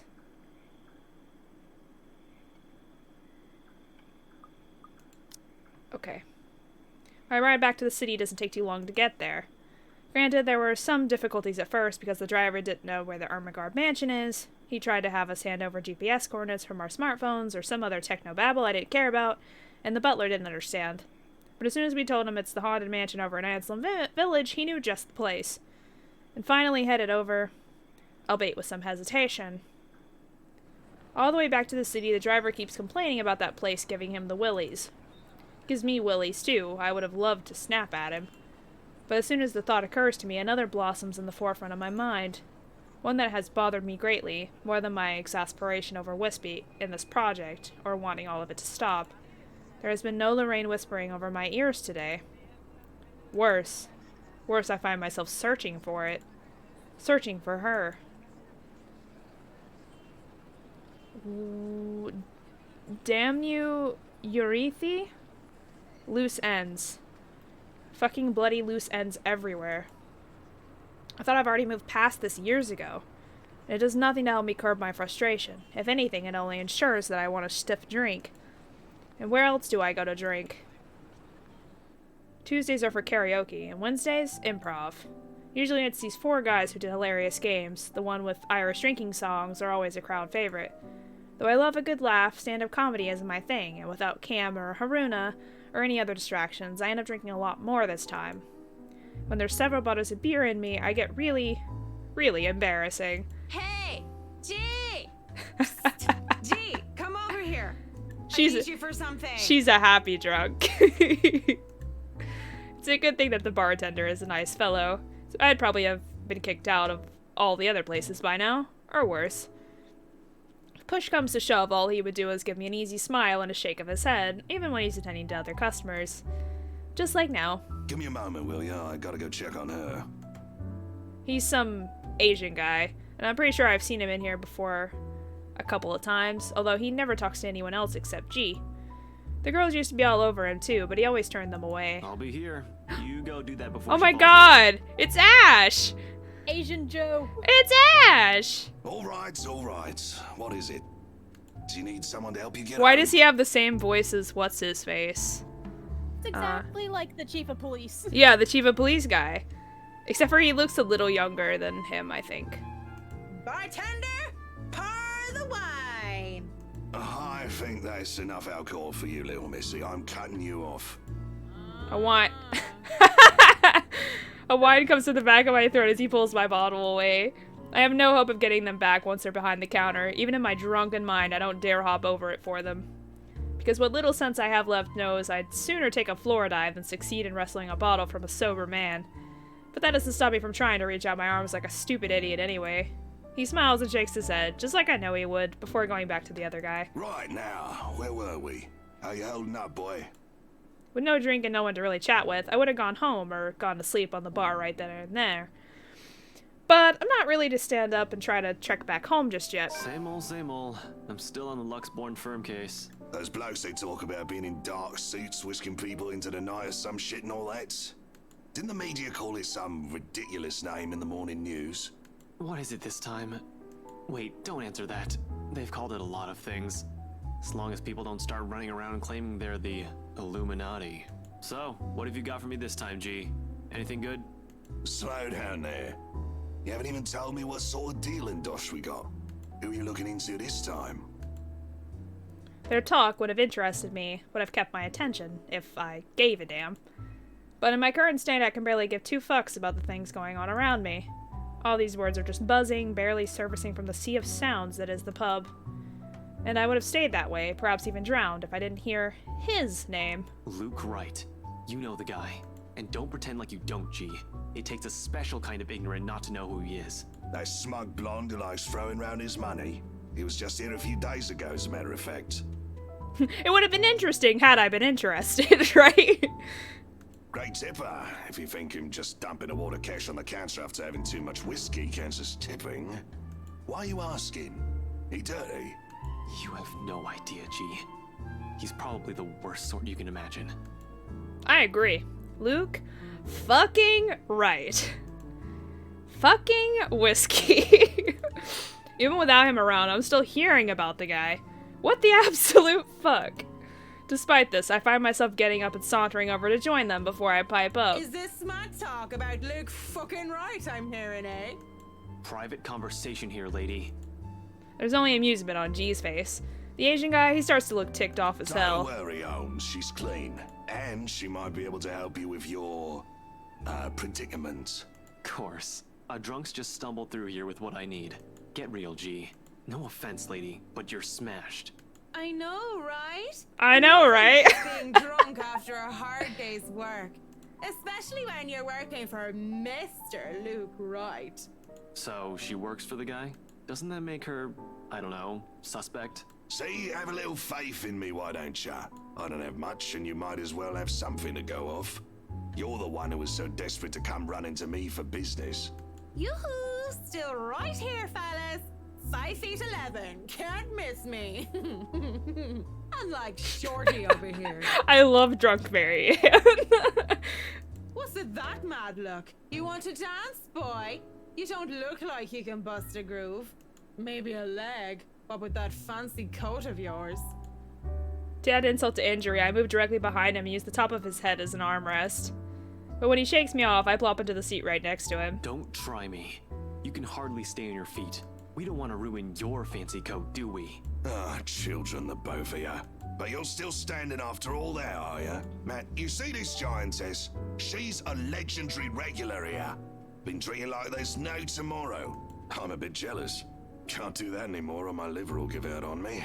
Good with the mic, too. Don't see you much recently, but I guess you're always busy, aren't you?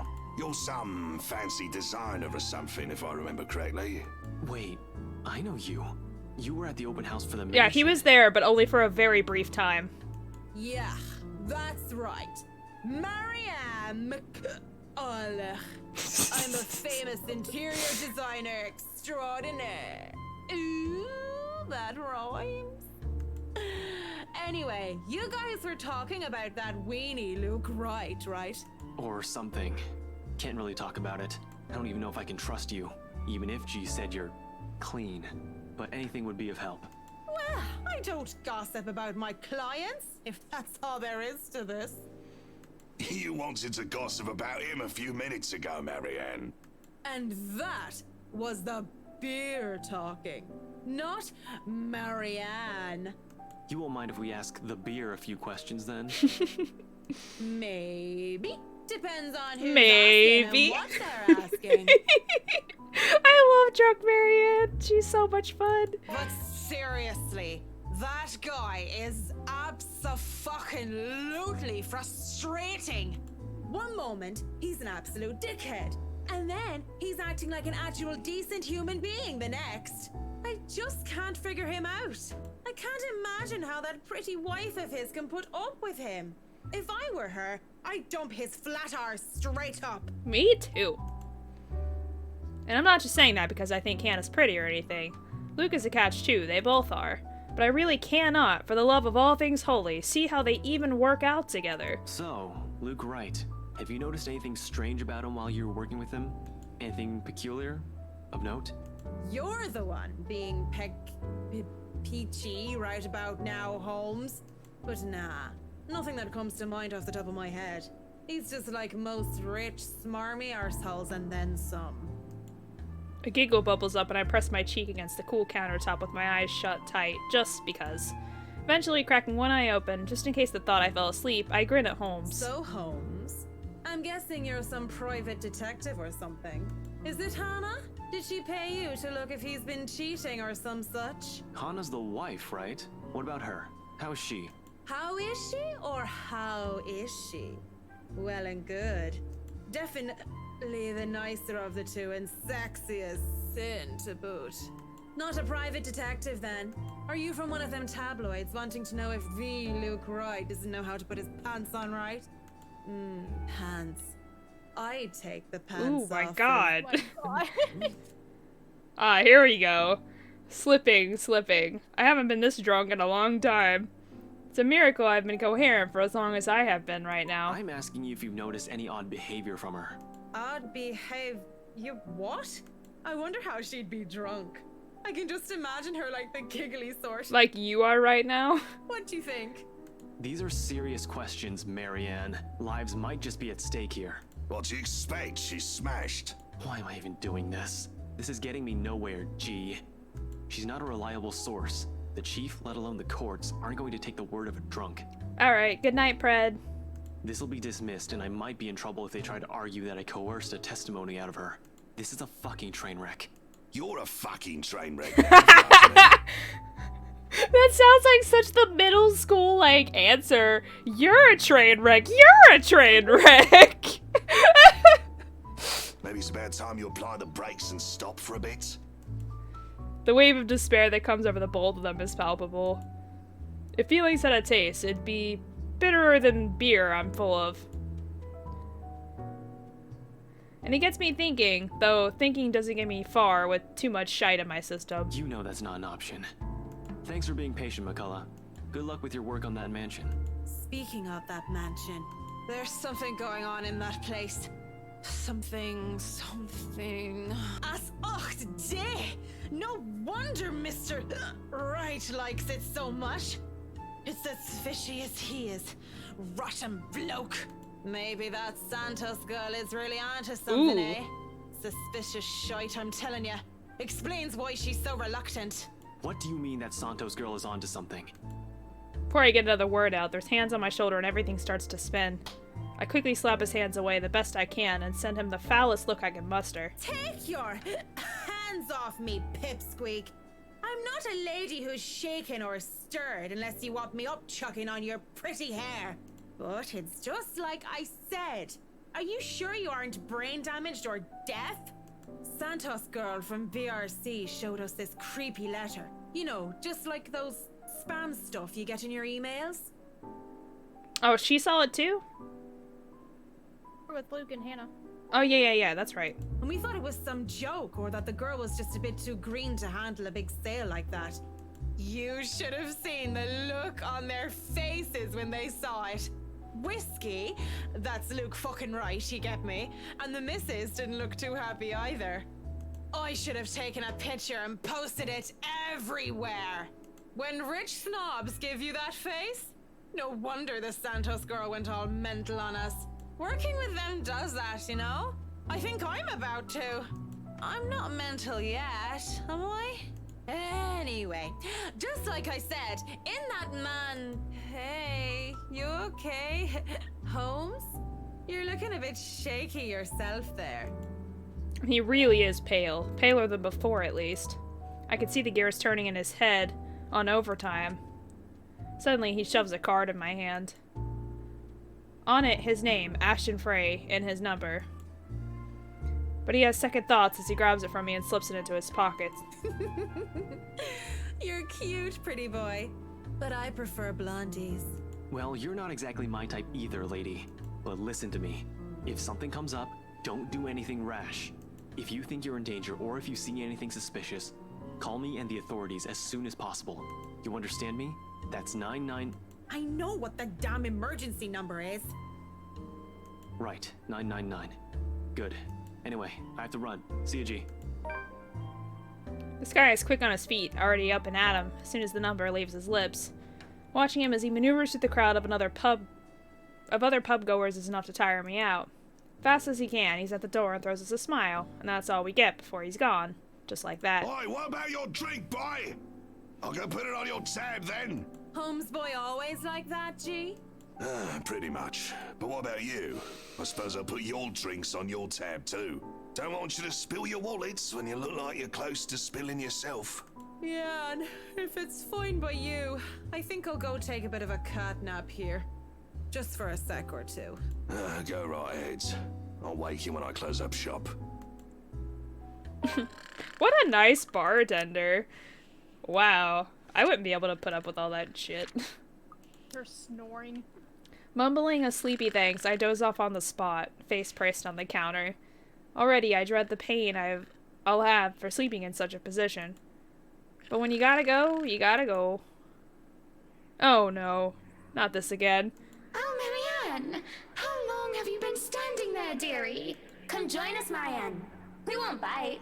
Unless you ask, that is. It's the same conversation. Not that I can get much sleep to begin with.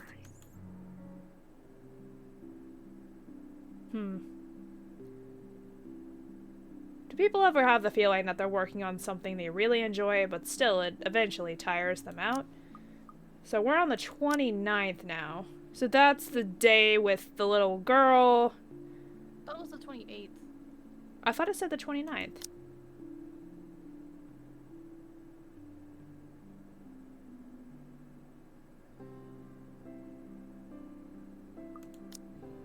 I don't know. I might be wrong. Will it say? I don't think it will on the save point. It's fine. We'll know when we get the next story event in the journal. Do people ever have the feeling that they're working on something they really enjoy, but still it eventually tires them out? Because honestly, I've been feeling like this. You have certainly exceeded expectations, Marianne. Everything looks so marvelous, and in such a short time, too. The moments like these make all the hard work worth it. Definitely. Well, I can't take all of the credit. Oh, we've seen You this have scene certainly before. been enthusiastic about the idea of working on the right mansion. There won't be any more problems unless Mr. Wright has any more objections about the second bedroom. Oh, no. We proceed with that room as planned. I already agreed to him having his greenhouse and his vineyard and his stables. He may as well let me have this one thing. We're only about halfway done, but the honest satisfaction on a client's face is enough for me to push through. Let's face it, in between my exasperation at Mr. Wright's antics and her, I've been burning the candles at both ends. I can't even close my eyes without seeing a dead girl's face. Dead girl. Dead. She's dead. I have to keep reminding myself that, burying my feelings as deep as they buried her body, 6 feet under. I shouldn't waste so much time on someone who's supposed to be gone. I've wasted so many years thinking about her already. There should be no need to bother myself with the dead, when I should be bothering myself with the living. Too bad the living are usually as complicated, if not more, than ghosts of the past. But don't you have a party? Yes. But Luke's just being a sweetie, you see. That friend he's visiting. He's having marital problems, and he's just trying to cheer him up. It's even more complicated when the living in question is a pair of rich, famous socialities way past their honeymoon phase. And I've been somehow roped into being a relationship counselor. They've been married for a long time, and they've hit a... how do they say it? A rough patch. His wife has a drinking problem and can be very neglectful. The poor thing really does his best to be a good husband. But it's never enough for her. Sometimes I think it's the years. Maybe it's been so long that they've lost that romantic spark. What do you think? If I'm going to be completely honest, I need to ask. This is about you and Mr. Wright, isn't it? Suppose it is. What would you tell me? Then, I tell you it's none of my business. I tell you that I don't want to meddle. But, if the troubled husband with the neglectful wife asked me for my honest opinion, I'd say that he shouldn't base his happiness and his self-worth on someone else. Maybe he should try being independent for a while. See what it's like when he isn't trying to please someone else and doing things for himself. Everyone's supposed to be their own man or woman, right? A bit of breathing room never hurt anyone. We shouldn't let our fear control our lives. Why she thinks a single woman like me would be the best source of relationship advice is beyond me. Still, I talk and answer to the best of my abilities. Without realizing it, I'm already pouring out a part of me that I had thought were long dead gone. I'd like to believe my words will be of some help to Mrs. Wright. If I'm honest, though, they are some help to me, like some weight has been taken off my shoulders. Lorraine. I really should handle what's left of the work. You won't be attending the party? Oh, you really must, Marianne. The weight of what happened to her hasn't left me yet, did it? Maybe. I'll try to stay in chat. Maybe grab a few bites and a drink, but I can't be around for the entirety of the event. My apologies. Busy, busy, busy. You must stay a while. I'd love for you to meet some of my friends, and they're ever so excited to meet you. You need to say hello to the Lees, at least. If it wasn't for them, I'd never even heard of you. Maybe it's about time I changed that. We'll see. So, if I can be excused? Certainly. You'll have to excuse me as well. I must attend to the party before any early birds arrive, because believe me, they will throw a fuss if things aren't ready, even when they're not supposed to be here until an hour later. Though I shouldn't dwell on the dead, I shouldn't just callously forget about them too. Saying that I have work left to do is an easy enough choice to make. I know how other people see me. They see someone so obsessed with her craft that she would so easily miss things like a party for it. Outside the parlor, people hurry about here and there in preparation for the Wrights' grand housewarming party. None spare me a glance as I slip past them, each working on their appointed roles and not daring to slack off while they work for what is probably the most powerful couple in Luxborn. I don't know about going to the cellar! That didn't work out so well for Hannah! I make it into the kitchen with ease, the wine cellar being my final destination. But when is a great task ever simple? Probably never. And this is a great task, isn't it? My greatest one yet that is worthy of being called a quest. I'm not acting as Marianne McCullough, the professional interior designer, when I choose to lie about being too busy for a party. I'm Marianne McCullough, a lawful neutral cleric with 9 points of wisdom and 8 in charisma. Just thinking about it like that makes it a bit cheesy, but it helps with the fear. It helps overcome the insane thought that I'm actively seeking out something that has been plaguing me for years. I might face my worst nightmare, or I might see nothing and find my self-imaged grand quest fall flat. And who would have thought that the gatekeeper to my final quest would be someone I thought would be a valuable ally? Schnell! Hurry up, you snails! We are on a deadline and you are wasting my time! The butler comes from the cellar and into the kitchen, trailed by a couple of others, people who I assume are the most likely chefs and bartenders. He raises a brow, seeing me just standing there by the hatch, by the trap door. It almost looks like he's going to throw me out for being in the kitchen without permission. But then he motions for the others to disperse and familiarize themselves with their surroundings. Meanwhile, he continues to stand there, preventing entry into the darkness beyond. What are you doing here, Fraulein? This is not the place for guests or in an architect right now. I request you leave. I was just looking around for any last-minute things, yes? Yes, you have been doing that a lot. Looking around, snooping about. Now is not the time for such things. If you're not careful, people might think you are up to something. The look he gives me as he says this is most chilling. If life was a game book, he'd probably be the true neutral warlock guarding the treasure room. A difficult opponent to beat with 9 points in wisdom and 8 in dexterity. Well, I'm not done yet. I actually need to go into the wine cellar. Just need a quick go at the place. So, just don't mind me. I'll be out of your hair soon enough. Go outside, enjoy the party. Bask in the praise and adulation they will no doubt shower you with when the madam speaks highly of you.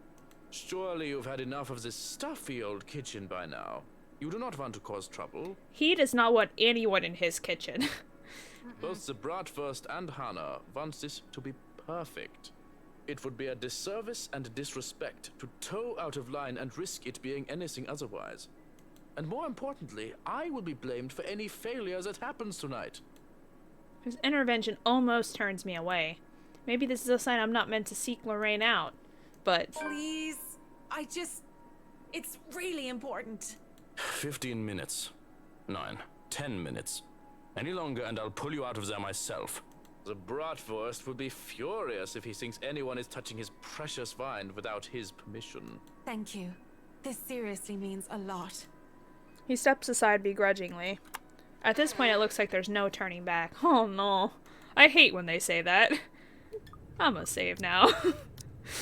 The cellar greets me ominously as I descend. The space feels smaller, with a lot more bottles lining the wall compared to before, and knowing what might be waiting for me makes things worse. Only good times ahead, right? The mirror that had been moved from the study is my goal. I did not return to it after my initial discovery, but the thought of Lorraine, how much I want to see her again, even if it's just for one more time, keeps coming back to mind. As I walk through the cellar, I have to stop when I feel something crunch beneath our feet. Oh, just wine. Okay. I see no issues with this course of action. Whatever few bottles were left behind here are now nothing but glass under my heels. Perhaps dropped by one of the many chefs and bartenders the butler had escorted through here before. And it made a downright mess, with red slick pooling from the remnants of a good drink. With how dark this place is, a person with a dark enough imagination can easily mistake it for blood. I can't help but think it is, despite the easy logical explanation that had come to my mind only because of what I'm about to do. It's merely a momentary distraction as I continue to the end of the cellar where the mirror stands. This is a terrible decision! Popped up on the far wall. Popped up on the far wall, it gleams innocently while pretending to be a simple and ordinary mirror. How morbid to think this thing can show a person their deepest, most desperate desires and then twist it into an image so dark. That's what I had seen that day. Though I heard Lorraine many times, I had only seen her within its frame. I wonder if people have discovered it before. How many were wasted away in front of it, enamored, and how many were frightened away by what they saw. Yet as I stand before it now, nothing. I can barely see my own reflection in the darkness. How does this even work? Mirror, mirror on the wall? Something? Anything? Nothing. Touching its surface doesn't make it magically activate or anything like that. There is no sudden surge of power, and I am not suddenly granted sight. It says, stays what it is, a mirror. Was Lorraine's appearance in the mirror all some sort of fever dream? Am I really that burdened with guilt and despair that my mind would eat itself in my stress and have me hallucinate such things? Either way, just going here on some crazed obsession for a girl long gone must warrant me a trip to the doctor. Already, I feel ill. After a few more minutes, in the hopes that something would change, I turn around to leave. Oh no. Oh no. I can just go back upstairs like nothing ever happened, perhaps drop by the party for some hors d'oeuvres, then go home and collect myself. I doubt it's just gonna let you. Besides, Mrs. Wright is expecting me, and I'm going to leave me again then, are you? I stop in my tracks, but I don't turn back. As much as it pains me, I don't look back. If I'm just hearing her again, despite desperately delusional, and I look back to see nothing, I don't want to give myself false hope. But when I feel fingers around my wrist pull at me, I look back in shock. My first thoughts is, how in God's name is this possible? And the second is, Lorraine.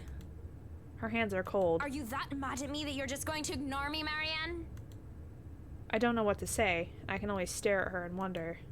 She stands there, in the mirror, with only her arm extended outward for my sake. I look at the hand still holding my wrist, and when she sees me looking at it, she moves it so that our hands are intertwined, fingers weaved together. Seeing her there and feeling her touch meant I'm not crazy, though however impossible and unexplainable this all is to me right now. It just takes my breath away. Pulling her out from there is tempting. I can imagine doing so with ease. We can be together again, Lorraine and Marianne, like nothing had ever happened. But that would all be a great big lie, wouldn't it? What? Tack out your tongue? Don't just look at me like that. Say something. Even if this thing were some magical portal that could bring back the dead, that doesn't erase anything. Just looking at her, still a young teenager while I'm already a grown woman, serves no other reason than to break the illusion that binds me. I've seen her twice now, always behind the mirror. If this is real, if this isn't some delusion, why can she only exist behind the glass? Yeah. You have no idea how happy I am to see you. It's been so long. You don't look happy. I really am happy, but at the same time, I can't help but think about what happened to you. And what does that mean? What are you saying? She gives me this peculiar look, and before my eyes, she moves to step out of the mirror. I turn, I wrench my hand from her and take a step back, almost as if I'm afraid. I don't know how this is possible, but whatever this is, it isn't real. You can't be real. I'm right here, aren't I? What other proof do you need? No, I see you. I hear you. I feel you. But even with all that, you can't be real. You just can't. I saw your body. I helped bury you. You're dead. A deep hurt crosses her face, and it just breaks my heart in two, seeing her wear that expression. Burying me wasn't the only thing you did. Don't you dare lie. But I'm going to be the bigger woman, aren't I? Let bygones be bygones. I'll forgive you, as long as you stay with me, Marianne. That's why you came down here, right? To find me? That was the plan. I came down here looking for her, for closure. But this isn't just closure. This is something else entirely. I didn't think I would be forced to make such a choice. Do I leave or do I stay? Ooh. Well, staying down here means that I'm not moving on from her. Like, I'm just gonna keep reliving the same mistakes. She's something with the house is causing her to see her.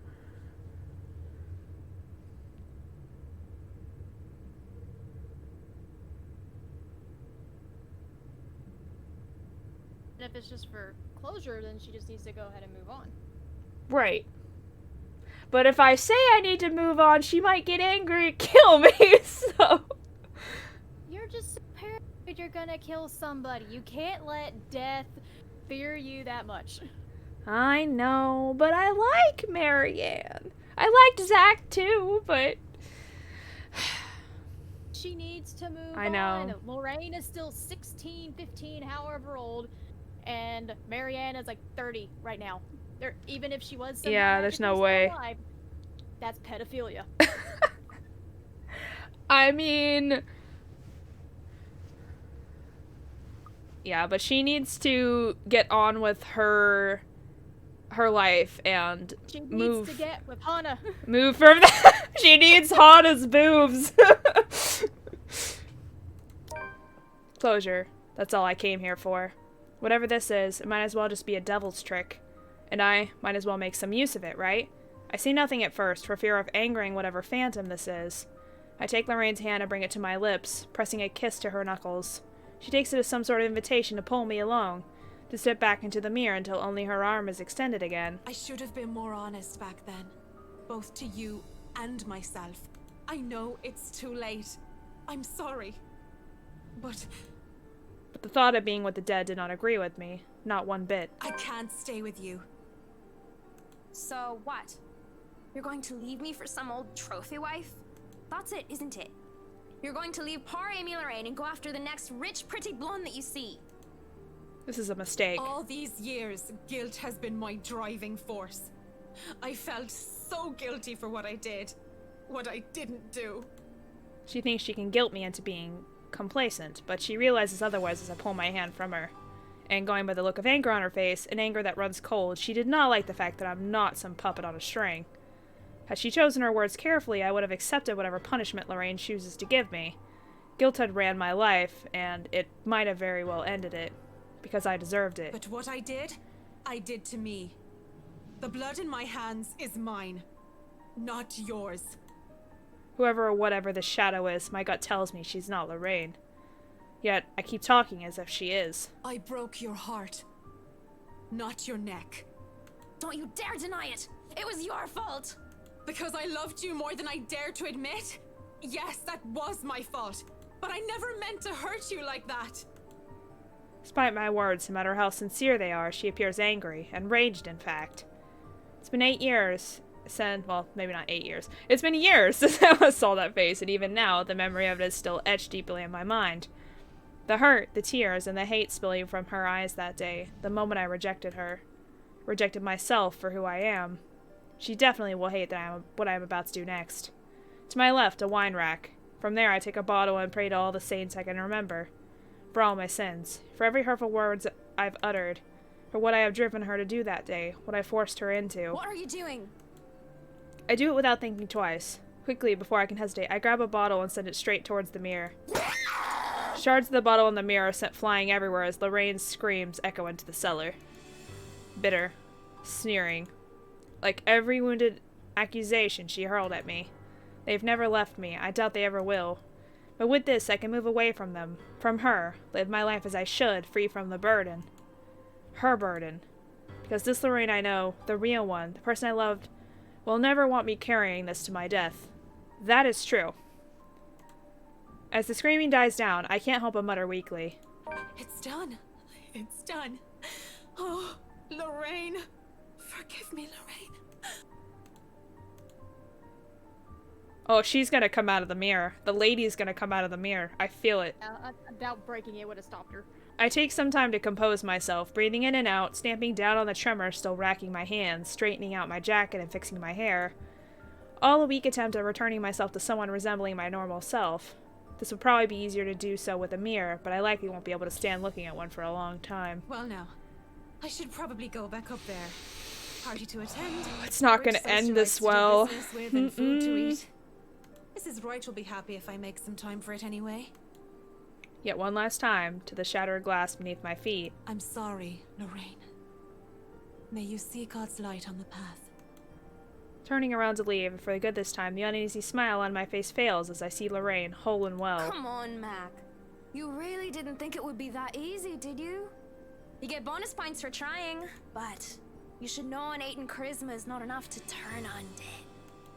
She advances towards me, backs me against the wall. I can't even reach for another wine bottle without putting myself within her reach. Despite my earlier bravado, I don't think she'll be able to exist at all without the mirror. Can you blame me, though? It's not like I'm an expert on the supernatural. That's not... You shouldn't be... What? After the mirror? Did you think just moving on will erase what you did to me? You're nothing but a murderer, Marianne. A murderer! Stay back. You're not real. Leave me alone. Stop. I'm trying to move on with my life, so why won't you let me? Please. Just get out of my head and leave me be. I try to find an exit when there's a click. The next thing I know, I'm falling back into darkness. Has it been longer than 10 minutes for Johannes to say he'll drag her ass out of there if he has to? Oh, I have no idea. Oh. Shit. Whoa, what? There's a basement. I fall on my back and a door slams shut behind me. I'm gonna save again. In a daze, I look around warily and find myself in another room entirely. On the other side of the wall, some sort of secret passage perhaps, an underground tunnel that has made me wary and frightened. It also proves that the oddities in the mansion's floor plans are a lot more than just little discrepancies. I expect Lorraine to jump out at me from the darkness at any moment. A breeze blowing through the tunnel has me relieved, though, at the idea that there is still a way to escape should that happen. Hi, Pandora. Welcome back. This is way better than being trapped underground with only God knows what that was. A funny thought comes to mind as I start walking to where the exit might be. I think about how Mrs. Wright would be so disappointed if I didn't show up to the party. You can't feel your legs? What were you doing? I imagine how furious Mr. Wright would be for breaking one of his wine bottles. Even Johannes' reaction comes to mind, though I don't really know with that guy. One thing's for sure is that I would be calling Cam and Haruna for a drink as soon as I get out of here. Oh, Beat Saber. How does that... Had to do 100 squats for what? Again, you did them before? Oh no. Oh no! Not no! I'm readying my fingers. That noise has me wary. You should be. Oh. There's the dark-headed one. A ghastly thing, a corpse of a woman, leans on the wall. Her arms and limbs, almost every inch of her lithe body, is peppered with wounds and rotting flesh. And it is then that the putrid smell of blood and gore hits me, making it so that I don't even question how I missed it in the first place. How long has this been here? Oh, that smell. Oh, you're a nasty one, aren't you? I flinch as the thing twitches. Oh, she moves. Oh, shit! And as soon as it opens its eyes and looks at me with a smile, there's nothing on my mind but horror. I break into a run. You're gonna have to run faster than that, bitch! I have a no cussing redeem. If I fail, I have to do 10 squats. Jesus Christ, I played a hard game and cussed a lot. So you failed 10 times. Oh no. See, I would do something like that, but I wouldn't do it with squats. What would you do it with? I don't know. I should try that. With like a game that's really, really either super hard or something that's super scary. I try to keep on running no matter how much my legs and feet scream at me to stop. I keep going. Do that for RE8. For RE8? Oh no. Yeah. Oh no. Oh no. That's gonna be a long playthrough though. I keep going, even when I look back and see nothing of her anymore, because I can still hear her. The scampering of her feet, the words she tries to form with her bloodied mouth, the painful sounds of bones grinding against each other as she moves closer and closer to me. No, no, no, no, no. How long are these damn tunnels? There's a split second where I know that the thing is right behind me, a strange sensation creeping over my limbs when her presence looms over me. And then suddenly... Oh, Jesus!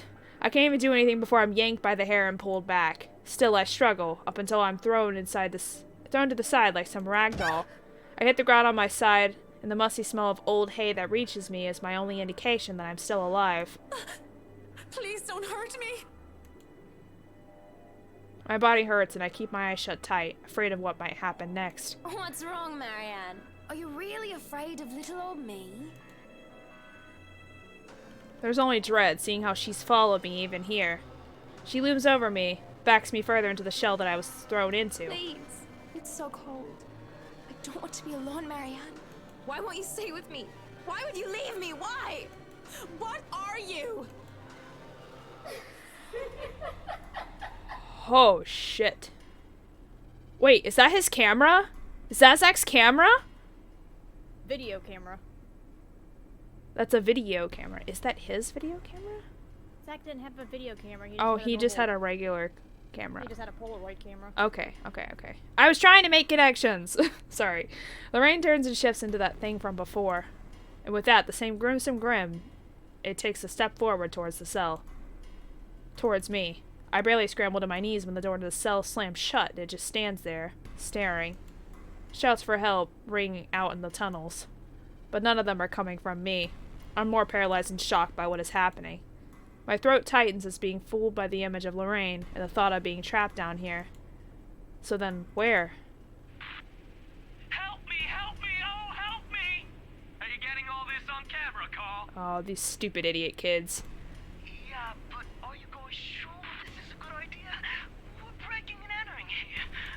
Don't worry, the owners of this place haven't been here in a long time. Look at this thing, though. It has writing in blood like some cheesy 80s horror prop. Wait, I have an idea. Oh man, that's genius! What kind of butthead would even take this thing seriously? Maybe we can stick this in Rowan's backpack. That's Juarez kid would panic. Guys? Yep, you don't want to prank that. Mm-mm. What? Spit it out! Behind you! There in the corner of the cell, a digital camera comes flickering to life and a video is played back on the screen. Oh, it was hard to even consider paying any attention to it when my life is on the line. But when the ghost doesn't move and teenagers' mocking shouts of "help me" filled the cell, I just had to watch. Hello, fellow kids. That's more than a hello. That's a big hello. When I had seen students, How do you do? judging by their Saint Goretti uniforms, they were holding That letter. the letter. And that thing, the woman, she... Oh no. Wait. Buttons. Wait. No, she was flickering. She was flickering? She looked like the freaking Charlotte, Lady Ermengarde. Did she? Oh, did. I missed it.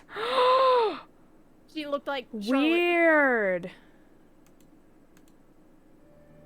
What? That's the end? What? Ah! Did she live? I don't know. That's so weird. But also, those kids said that they... and they're laughing. Looked like they added something to that letter.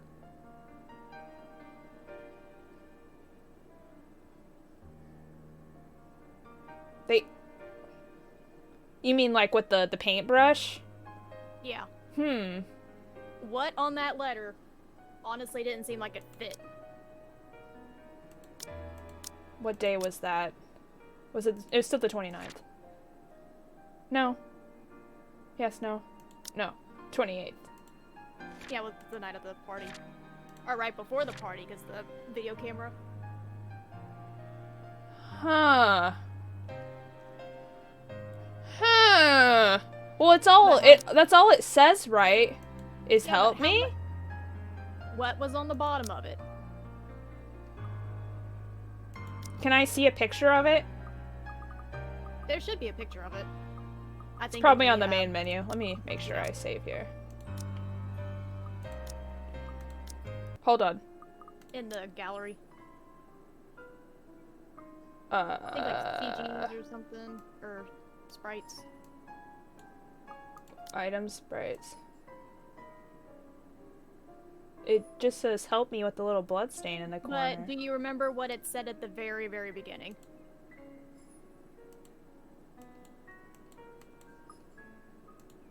on the that one. Send this to 5 people or else. But it's not on the printed one. Did she make a copy? Is that what this one was? No, that one, it was like being I'm confused. spitted out of like the printer. Oh. When she was at the office by herself. Oh. Yeah, but look what's not on the bottom of the one that's so this out. is Yeah. the prank. They added send this to 5 people or else. So they made that the prank. Okay. So...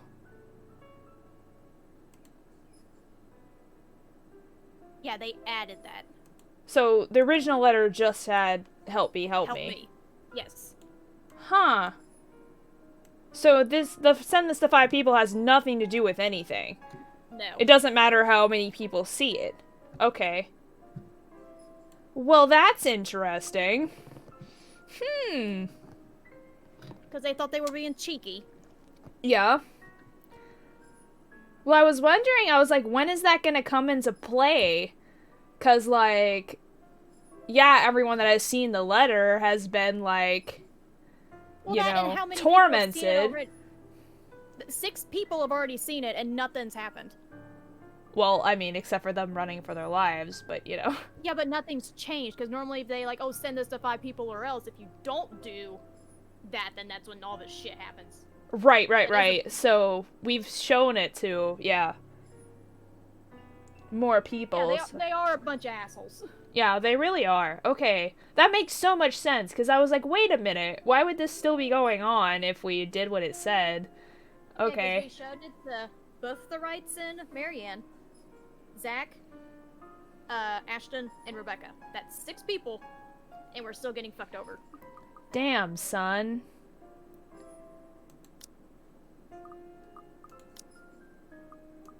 Interesting. I missed some CGs in there. I knew I would, though. So interesting.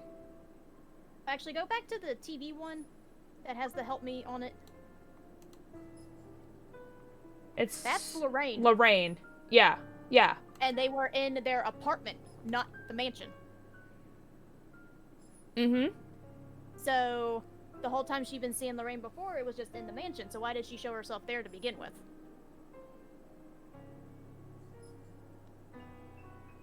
I mean, she sees her in her dreams too, like before that.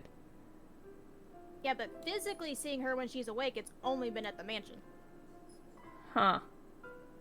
That is also true. But like the lady shows herself everywhere. Like it doesn't matter if it's in the mansion or not. That was Lorraine. Right, but I'm assuming that's the lady taking over, like taking Lorraine's form to mess with Marianne. She flickered the Lady Ermengarde. Can I see that? I probably can't see that, can I? Probably not until the live stream goes up. I'll have to go back and look at that. That's so weird. Yeah, after the camera turned off, so her image flickered.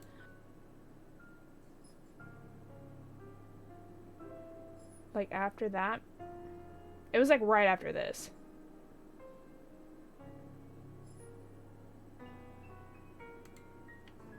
Weird.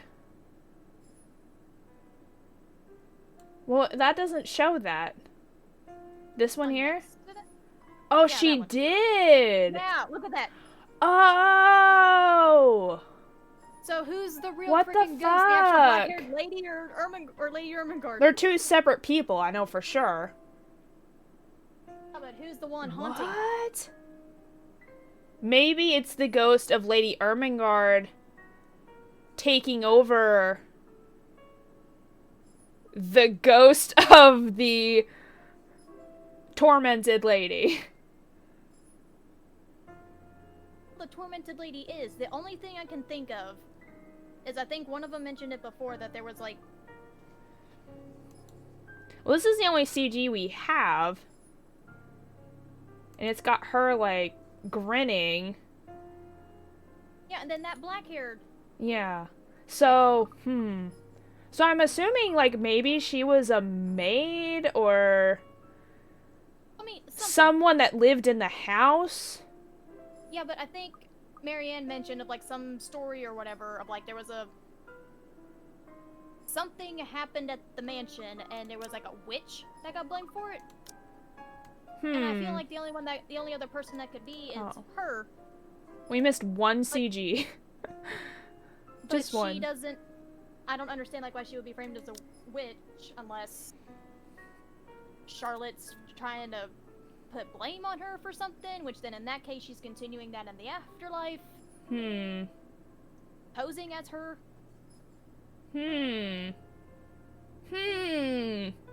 That's a good theory. But I don't understand the why.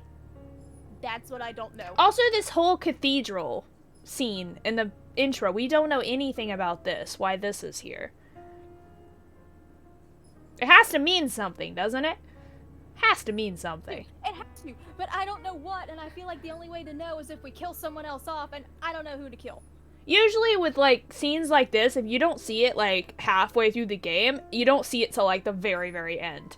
Because, like, it was like that with Last of Us 2. Like, the whole, like, main menu screen was that one scene. And, like, you don't see that till the very end of the game. And then it's just, oh, that's what that is. But you don't know until the very end. So, that's what I'm assuming that this is.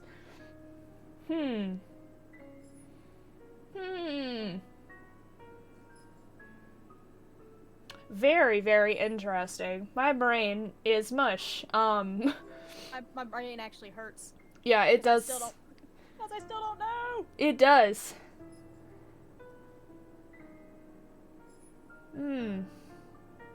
That's very, very interesting. I'm not quite as, like, I'm more perplexed, I think, than I was during the end of the last route, but I'm not as, like, shocked, like, surprised and freaked like I was. I know you're enjoying us speculating over here. Yeah, Nert likes the, the theories. Because he knows! Yeah. You know! Hells yeah, I am! I like the theories too, man, but... It actually kind of helps playing them in segments, because, like, normally I just go all the way through the game, like, in a few sittings, and I'd probably, like, not speculate as much. But where we're doing it in you know, segments where, like, we have to think more, and, like, it gives us more time to think in between each segment, so it's, like, the juices keep flowing, like, days after, and I'm like... These are leaking for me. They're leaking out of my brain. It's really cool, though. Like, I like the theories and the fact that it all connects. Interesting. Very interesting. Not gonna lie, though, I wanted another Hana and Marianne scene. But maybe that can happen in Luke's route. I don't know.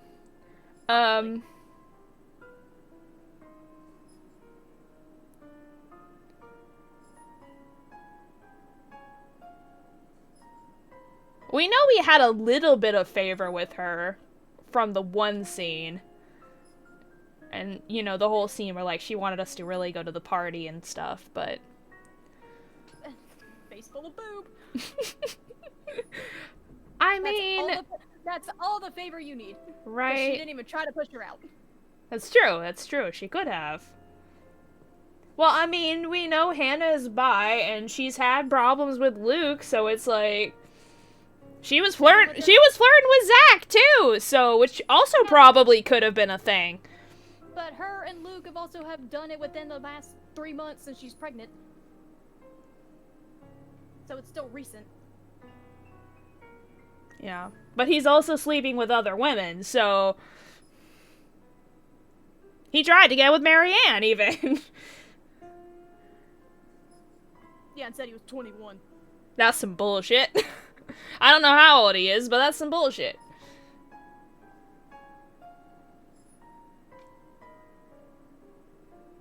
But now we've got 3 more people. Which Rebecca? it's, Rebecca's next, and then Ashton, and then Luke. Weird how Luke's is last. Well, I think he ties up, like, a lot of the loose ends that happen, like, in other stories.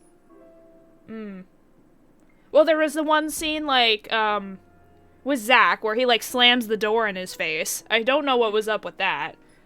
Well, actually, we do. I think we were looking through that. I think that was, like, right after the scene, like... That was the morning after the party. Yeah, the whole scene there where he was just... But there was probably something else, I would imagine. I think there's more after that. I Mm-hmm. don't remember. I would imagine there probably is. Yeah, it makes it more interesting to talk the theories through because, like, between the two of us, we both come up with different theories. So it's like, and you notice things that I don't notice, and I notice some things you don't notice. So it kind of makes for a more interesting stream. But anyways, I have to go get food. I am hungry. I didn't expect to go 3.5 hours. I was expecting 3 hours. The extra 30 minutes made me 30 minutes more hungry. You had to suffer 30 more minutes. It was worth it. 100%. So, yeah, we'll get to this Rebecca's route next time, whenever we get to it. Not sure if that'll be next week, couple weeks, but, we will... Please say couple weeks, because I got stuff coming up. Okay, but, I will let you know on my Twitter, when that might be happening, and we will continue cruising on with this game until we finish it, and then see how terrible all our choices were at the end. Or maybe not so terrible. Maybe, I don't know. We might have So, one person. Yeah, oof. We've been going for a lot longer than I expected. So, but thanks everybody for coming to stream. I really enjoyed seeing you all here. I enjoyed getting through what we did today. And I will see you all next time we stream this game on Rebecca's route. Bye!